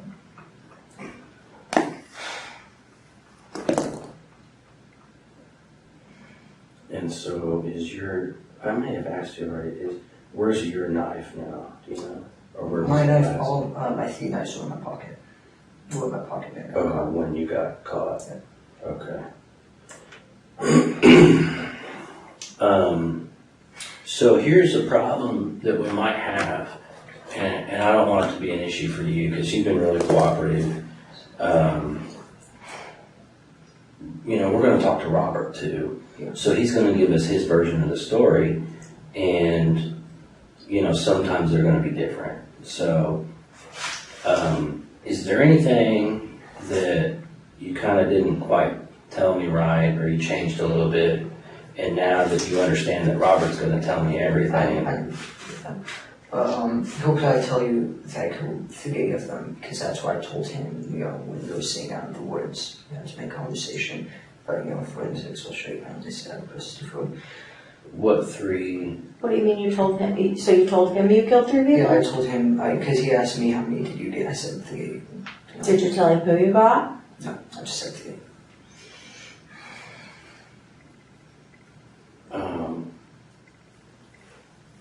So do you, I guess this is my question for you. Do you think it's a lesser sentence if you killed 1 or if you killed 3? No.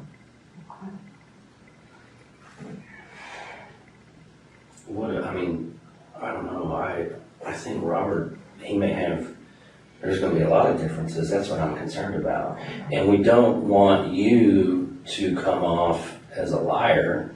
Because you've been real cooperative.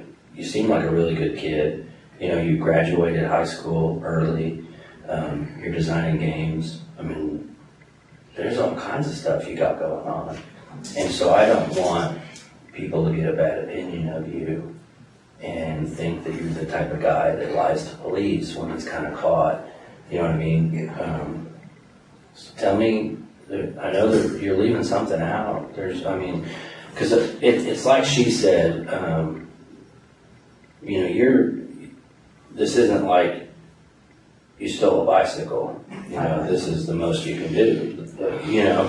So it's a big deal. But a lot of people, when they talk and think about this thing, your honesty is a big deal, and how you handle yourself from here on out. And if you come off, because to me you don't seem like a bad guy. You don't scare me. I never thought you would have done this. So you just seem like a normal kid to me, and you seem like an honest kid. But see, I talk to people all the time, and I know when people are lying, or when I'm not quite getting the whole story. Thanks for coming back, Mushroom. Indeed, it's crazy.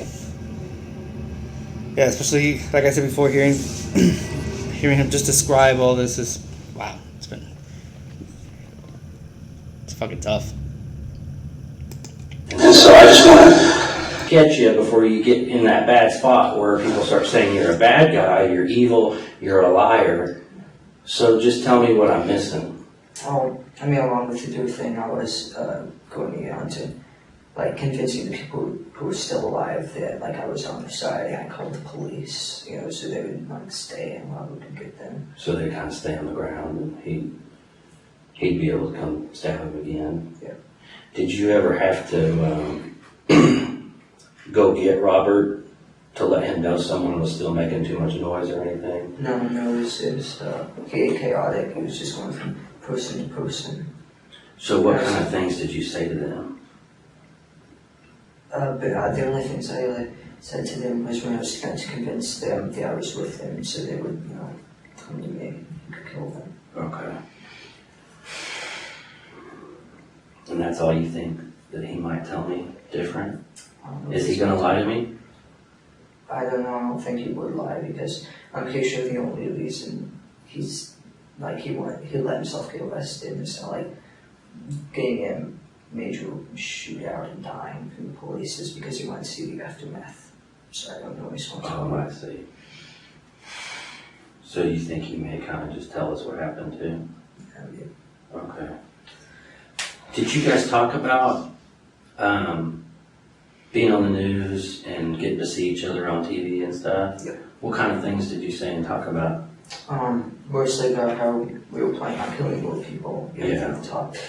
And we become famous, we get on Wikipedia lists. Oh, okay. People. That'd be a big deal, yeah. Do you think they might even make a movie or something, or a TV show? I don't know about a movie or TV show, but... Did you guys talk about that? Yeah, definitely documentaries and stuff. He just wanted to be famous. What did you want? Me? Mm-hmm. You keep talking about what he wanted. What did you want? Oh, no, I just want to get my winners pool.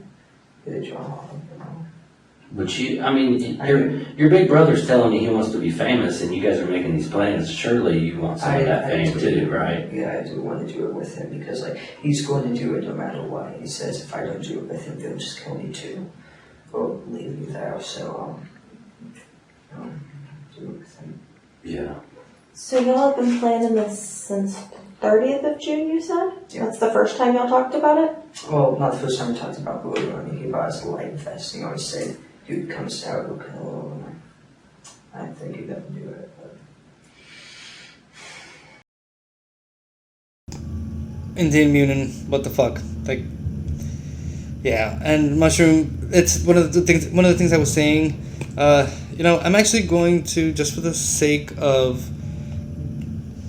why they changed the angle of the camera, I don't understand why, but I normally don't do this, but just for the sake of seeing the face, like, I'm not gonna take myself off but I will take the crime scene tape off like I just did.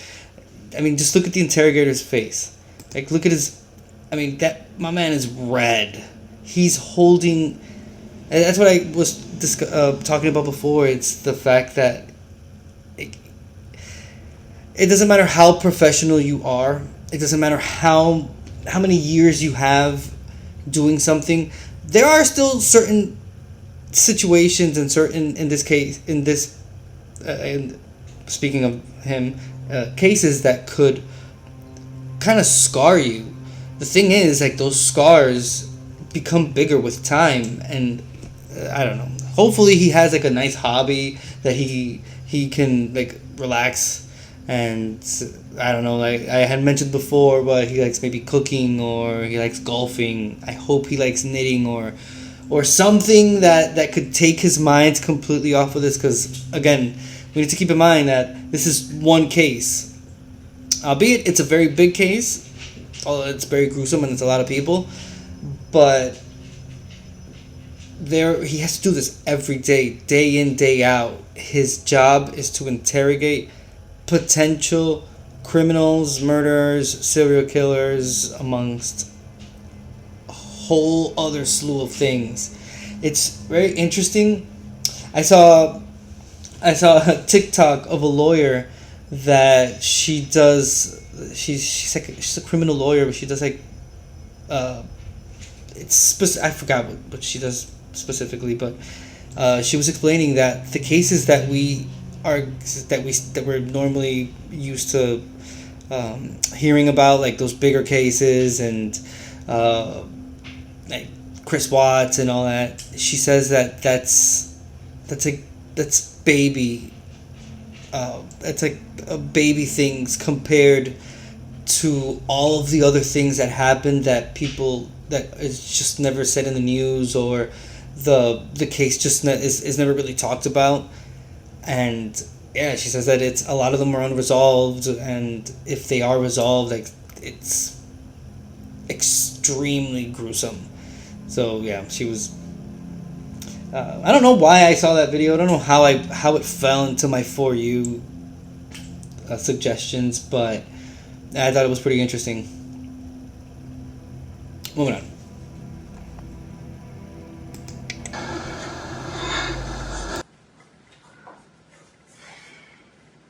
Yeah. You need anything? I'm gonna step out for just a second.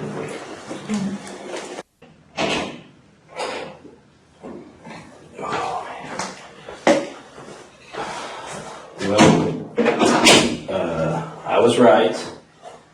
The guys that are interviewing Robert kind of gave me a quick version of what he's saying that you did. And you haven't told me everything, okay? So I know you're not being completely honest, and I gave you one shot already. 100%, Munin. You hit it right on the nail.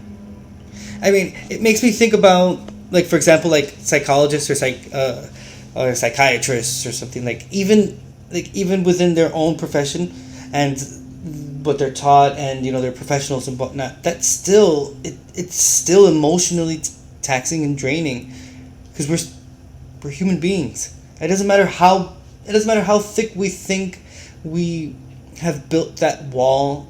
It's still penetrable. I understand that for some people it could take a lot more than others, but it's still a penetrable wall. We all have, we're all human beings. We all feel. So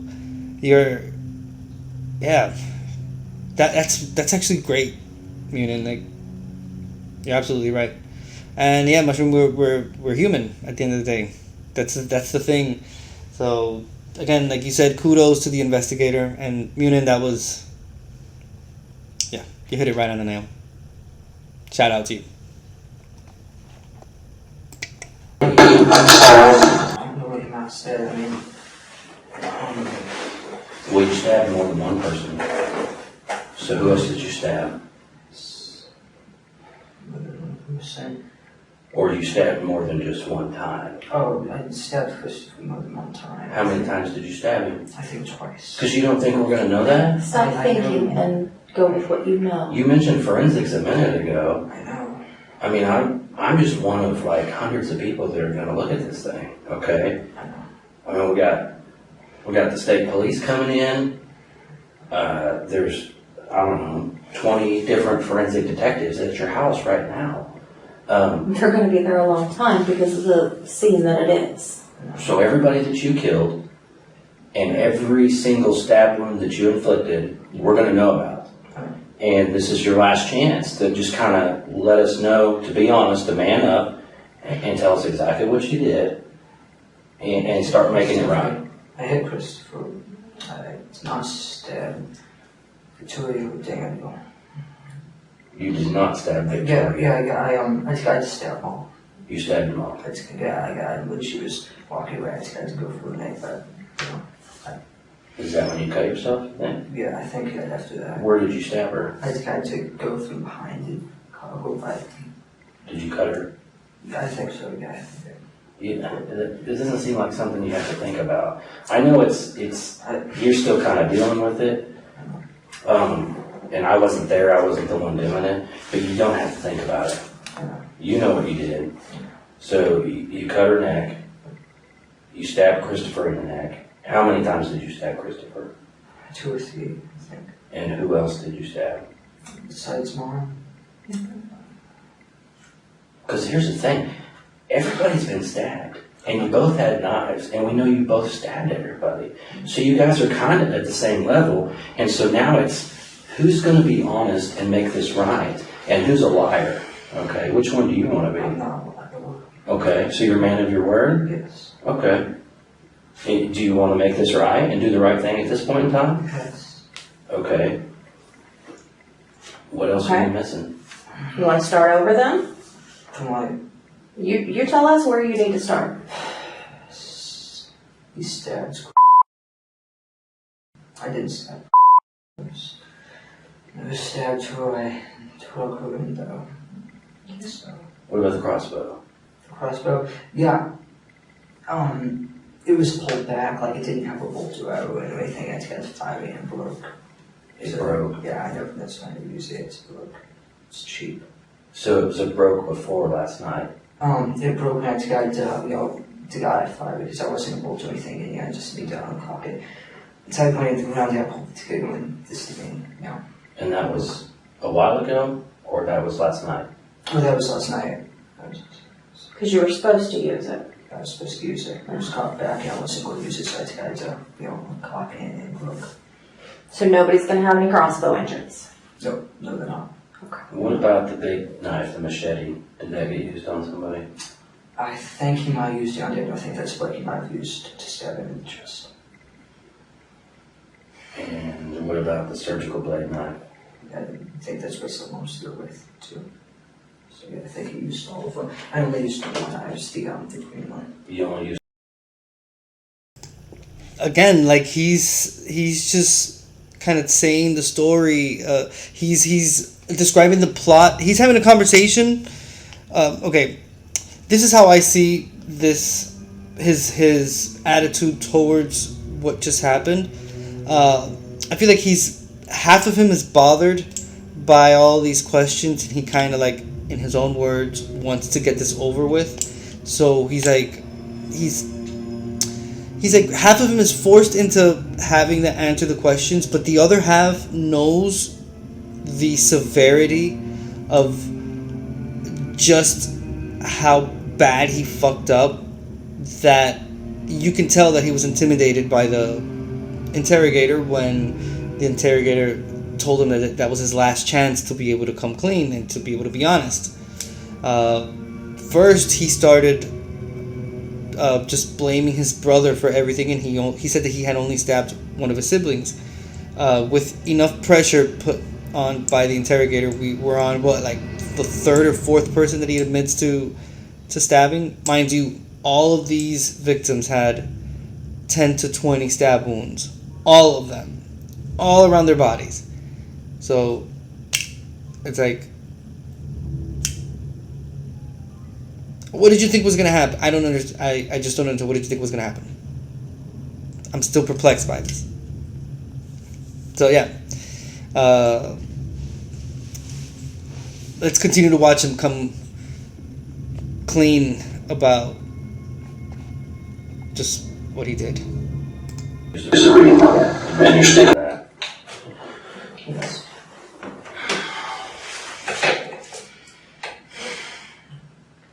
And so, you only stabbed your family because they were in the way towards the bigger plan? Well, the reason we was trying to kill family is, they were in the way and, high count. That's powerful. Just to start off with a big count. So, is this all a game? I mean, this higher count, is this a game? It's more like trying to become famous and get, set a record. Did you, now, because you said this yourself, you told Robert you killed 3, and so now we're stuck at the point where you've told us you stabbed Christopher and your mother. Mm-hmm. Is there one more person that you stabbed and you didn't mention earlier? No. Okay. I can say to everyone that I ain't stabbed anybody else, but this ain't nothing. How do you feel about what you've done now? I didn't like it the minute it started. How do you feel about your mother? You watched her get stabbed, you cut her throat yourself, and you watched her bleed all over the place and scream. How does that make you feel? No, I don't think about it. You don't want to think about it? And Christopher, your little brother, you stabbed him in the neck. What has he ever done to you? So he's just a number. Yes. And how do you feel about that now? It's pointless. It's what? Pointless. Pointless.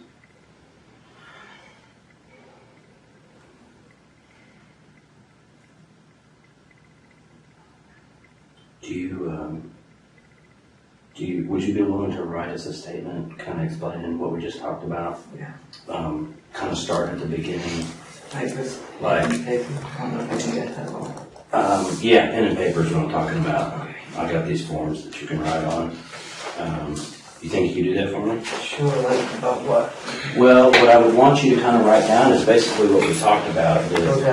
Like kind of talking about the plans that you guys put together, the stuff that you got, that he bought for you, and then what you're going to do, and then what happened last night. Yeah, like a little timeline. Yeah, just basically like a timeline. Kind of like your story, like almost you're writing it for a book or a magazine or something.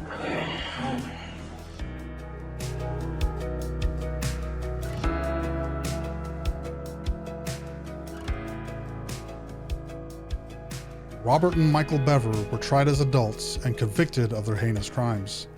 They would receive 5 life sentences each to be served consecutively, a punishment that was upheld by the Supreme Court, effectively ensuring that they will never be released.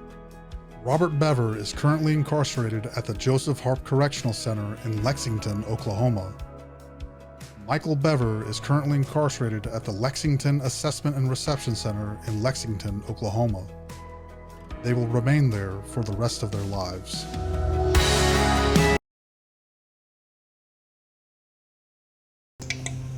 Good. I hope they become someone's bitch in prison. The previous video that we saw, Mike showed the notebooks that were retrieved from their cells, and boy oh boy, woo!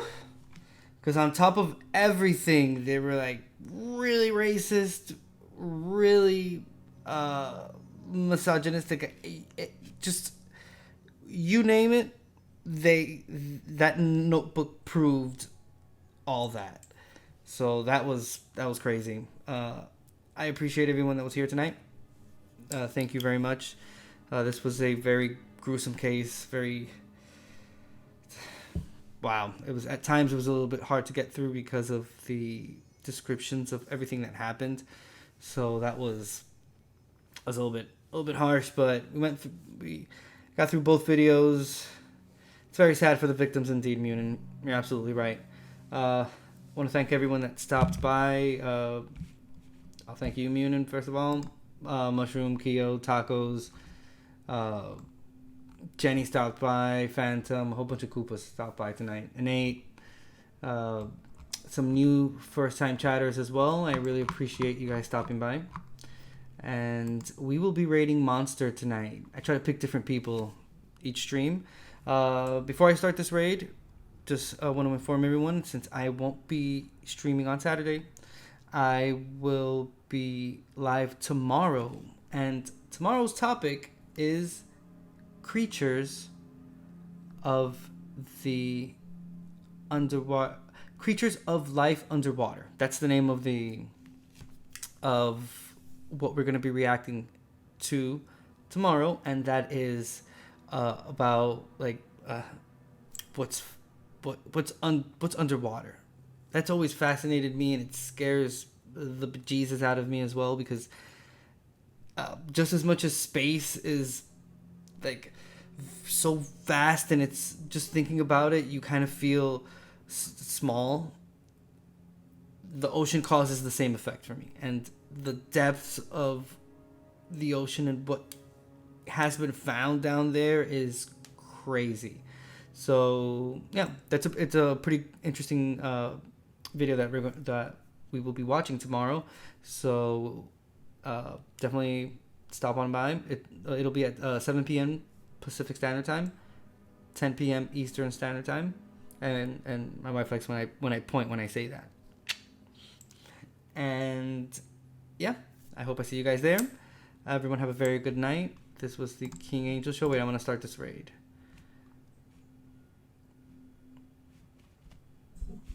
So we'll be ready to raid in a little bit. You guys have a very good night. Thank you very much for stopping by. This is the King Angel Show. Peace.